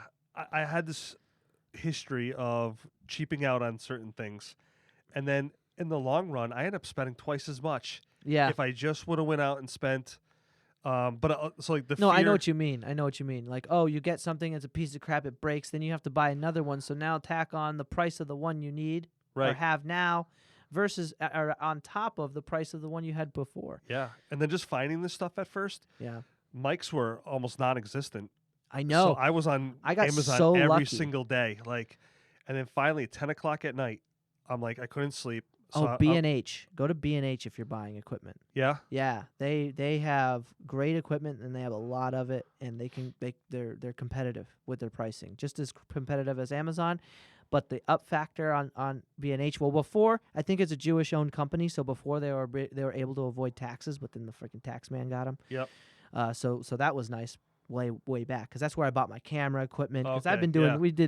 we had the prank show for a while, LFV TV. Oh, that's right. I used Shout to out love that. I LFV used to love TV. that. The stuff you guys did at the yeah, Big E. yeah, so fun. Oh my god. I remember saying to myself one day, I was watching it with Cheryl, and I said, I'm so proud of him. And she goes, why are you proud of him doing this stuff? You know, it And I takes just balls to do that. That was the scariest shit I've ever done in my Oh, life, man. hands down. Like I never was. Do you still have any of those videos up? It's all on YouTube. Still, is it a yeah. separate channel? It's called LFV TV. Yeah. There you go. Yeah, Look that LFV up. TV. It might be a little tough to find. You could type in LFV TV Big E, and that might help you find it. I forgot he did that with you. Yeah, Yeah, did that yeah, with yeah. me. Did that with Dean Martin as well, another buddy of ours. Yep. Great times. But yeah, no, the equipment from B&H you can get at a competitive price, and they're out of New York, so it's Okay. literally here tomorrow. No, Like that's no matter awesome. what you Yeah. pay, you don't even pay for shipping, or if it's already tacked on. Because you know how you have that option sometimes Right. to pay or not. Yep. You don't always have to pay for shipping; it just gets to your house. So they're super reliable in that way. It's a superstore. Yeah. I think there's only one in the country, and Yeah. and it's right in New York, so we're kind of lucky. It's right around the corner. Yeah. And then with the computer, having an Apple, I just switched to an iPhone earlier Yeah. in the year. Going Yeah, with an talk Apple to your wife. computer, and I, That's a great. These computers are awesome. yeah. Well, then I ended up buying the Surface Pro Yeah. and spending $2,500 on that. Oh wow. Okay. So I mean, it's a beast of a computer, Here's but here's what I'll say. Then scratch that. Go on Google and just find. There's got to be a good software you can use that's just like this yeah. somewhere. And even if you have to pay like $50 for it, so what? Well, that's the thing. Even if I pay a couple $100, it's worth Yeah, it yeah. in the long run. Because at this point in time now I'm over that hump of spending all that money. yeah. Now I can just kind Just of little piecemeal stuff little now, yeah. stuff, yeah, Yeah. and just kind of refine that. But I think that's the fun part, is getting out of my comfort zone. Yeah. In doing all that. Oh, you're doing awesome at it. This is such a great start. I was already really impressed with the camera. I was like, wow, I can't believe that's the camera too. It's pretty cool, man. This is a great setup. I love it. Well, I love it. I got that idea from a friend who used to have a podcast at one time, and Yeah. he used to use his The Samsung phone cameras are Galaxy so good. S9. Yeah. And he's like, "Do I use my phone?" Yeah. I'm like, "Those were all on your phone?" He crazy. goes, "Yeah." He goes, "Listen, I'm about as cheap as they come. I wasn't buying another camera." Yeah. He goes, "So I made it work," and that video so far has been perfect. Yeah. I have the backup camera just in case. It but works. It works. Honestly. How much space is on that thing? ton. I got a 32 gigabyte card. Oh, really? That's it though. Yeah, and what I do is I just erase it when I'm done. I download Yeah. it, get it onto an external That's hard what do you drive. say a ton? Because a ton to me is like a terabyte Oh now. yeah, no, I mean Because of from- how much data. it's sort of- yeah. And Because then I also do all the creative work for the company. oh, you So do? I did the website, I Yep. do the branding and the I'll make like little commercials Oh, or wow. things like that. So, Yeah. So the archive I have, and then I also have all the craziness that we had been, in the past, all the pictures of us as kids and Yeah. videos of us as kids and all that fun stuff on there too. It's fun. I like holding on to it, looking back at it sometimes. Yeah. Plouffe used to always go, let's watch the videos, man. You were the let's watch the videos guy, and it would be like the night after it all happened. Like, why do we have to watch? I remember him coming home sometimes and telling us some of the stories that he had, and I crack up laughing. His mom used to yell at me all the time. You can't laugh at him when he says those things. But I'm like, it's fun. I remember what it was like when I was a kid, and I'd love to go back. And if I can go back and relive when I was about 16 to 25, Yeah, I'd lose a couple fingers in order to do that. yeah. Oh, Yeah. to go what? To go back and relive Yeah. it. Yeah. It was a great time. I mean, I'm blessed to have had a great group of friends. Yeah, I mean, same here. we just had so my friend's father used to go camping on the weekend, so he'd be gone Friday afternoon till they come back, I think, on Monday, and we'd have the whole house to ourselves. And we never took advantage of it. Like, we always made sure nothing got broken. You know, it was just a safe place for us to hang out and stuff. But if we didn't have that space, I think that, especially me, I would have probably gotten more trouble. Yeah. But you know, it was just those memories will forever live in my head. Oh yeah. You know, because we didn't have these to document anything, and thank God. Yeah, you know what? It is kind of a life suck. Phones these days and all that. I noticed that. Have you seen Social Dilemma on Netflix? No, my wife told me about it. It's I am good. gonna watch that this Gotta week. see it. Yeah, It's good. Yep. It's like, whoa. they just talked about it on the Joe Rogan podcast today too. Oh, no They said kidding. it blew his mind when he watched it. Oh, Yeah. dude, crazy. The amount of intricacy and ingenuity that goes into capturing people's attention, freaking, it's insane. It's insane. I think it's genius in a good way and in a bad way, because I see the utility in it, and I like that you can create a product out of just attention, Right. because I think that's a very low friction way to create a product, right?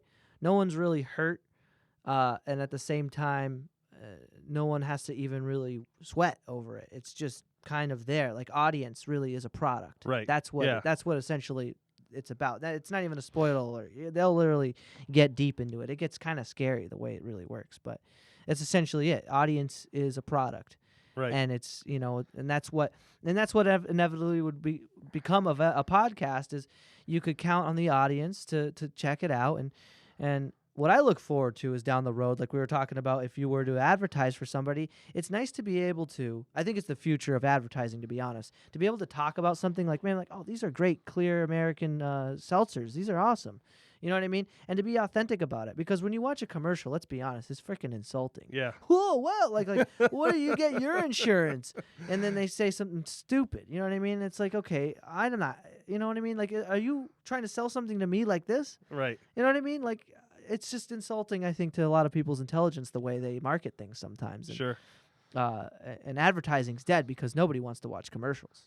In fact, that's when you get away from the TV. I The hate commercials come commercials, on. yeah. There's a God. really good chance you're going to stand up. Well, now on YouTube, every time you try to watch a Yeah. video now, and it probably happens on this one, where you get 2 seconds in, there's one. Oh, really? 5 minutes in. Oh, you yeah. get one. Turn that. Well, I don't know if you have it on. You probably don't yet until you're a partner. You can turn on monetization maybe now. I have it off until I'm actually a partner. Because, like, I think you can have I think I have mine commercial? on. commercials, but they don't pay you yet. Right. I'm until not you get sure. it to, you get it to a certain amount, Yeah. and then it'll invite you. It'll say that you're all set. Yeah. Yeah. I mean, even that, trying to get that started, that was a pain in the ass. Oh, And- YouTube? Yeah. And Yeah, I it's a thought it was learning gonna be curve. so much easier, but again, once you start doing it a couple times, then you're like, this is not so bad. Yeah, you have to get you like know? verified a little bit, and it's not too hard because all you do is confirm your phone number or something. Yeah.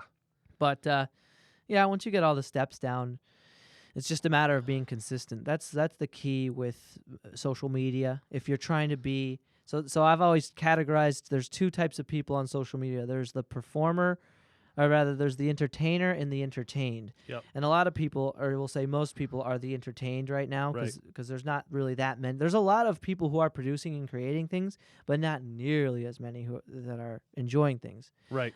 Or rather producing things. Though it's certainly become very easy to put out content. And Yeah. that's really the basis of content, or rather social media, is that they make it so easy for you to share like a quick video with your friends or Right. a picture, and you can even edit the picture in the software of that app. You know what I mean? So there's a lot of cool stuff you can do. Yeah. Yeah. All right, buddy. So we are almost at 2 hours. All right. It goes quick, man. It goes quick. So I love it. go ahead and plug your podcast one Oh, more yeah, time. guys. I don't know. You would put it below or something? I'm gonna. Yeah, it'll so be below in the links. Yeah, locals only podcast. It's similar to what Jeff's doing. We have a very similar story from an ambitious standpoint, right? Something we wanted to do, something we did, and something we're doing. So, and I'm having fun doing it. We like to showcase a lot of local artists and have, thought-provoking conversations like we are here with Jeff. This is fun. This is fun. I love it, and I'm really happy you had me on. Actually, it's really cool to see your setup, and the coolest part about new productions, we'll say, are new producers, including myself. What I like to see is the development. Sure, yeah. I'll look at what I have now and what I had before, in the same way I'll notice where you are because I've been seeing the first ones you made, and then I'll get to appreciate even more the ones you make in the future, which is cool to watch develop. Like when you said you're gonna get things on the wall, who knows what's gonna happen next, right? Yeah, yeah. Well, I'm So, hoping yeah. that like every podcast, there's something a little different, something a little bit Yeah. to spice it up, and you're always welcome here. We have an open seat. Yeah, for I'll have to all have the you time. on. I'll have to have you on. Check us out on Instagram too. It's Locals Only Podcast.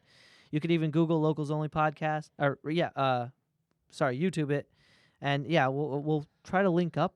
I would love to have you on some point. Sure. Yeah. We'll set a date. I We'll am set a not date. scared. Yeah, and let me know when you set up the Instagram, so that way I can tag you in there because Yeah, Instagram's a great. If I could give any advice, it'd be Gary V advice. Do you know Gary V? Oh yeah. Yeah. Good. Is just capitalize on all platforms as much as you can. Yep. I mean, I don't do anything on TikTok, but I got the YouTube. I like using Facebook to share like clips. Sure. I share the clips on YouTube too, and be as interactive as I can on Instagram. Instagram's a little bit more up close and personal than Facebook, I think. Yeah. So it's even it's in my nice to- business I'm in, Instagram is the, yeah. the way to go. It's the way to So, go. Yeah. Yeah. All right. All buddy. right, Jeff. All right, Thank you, man. You got Appreciate it. Thank This you is very awesome. much. So guys, like, subscribe, and thank you so much again for supporting me. And make sure you support Mike's podcast. Thank you, guys. And we'll see each other real soon. Thank Yeah. you very much. Peace.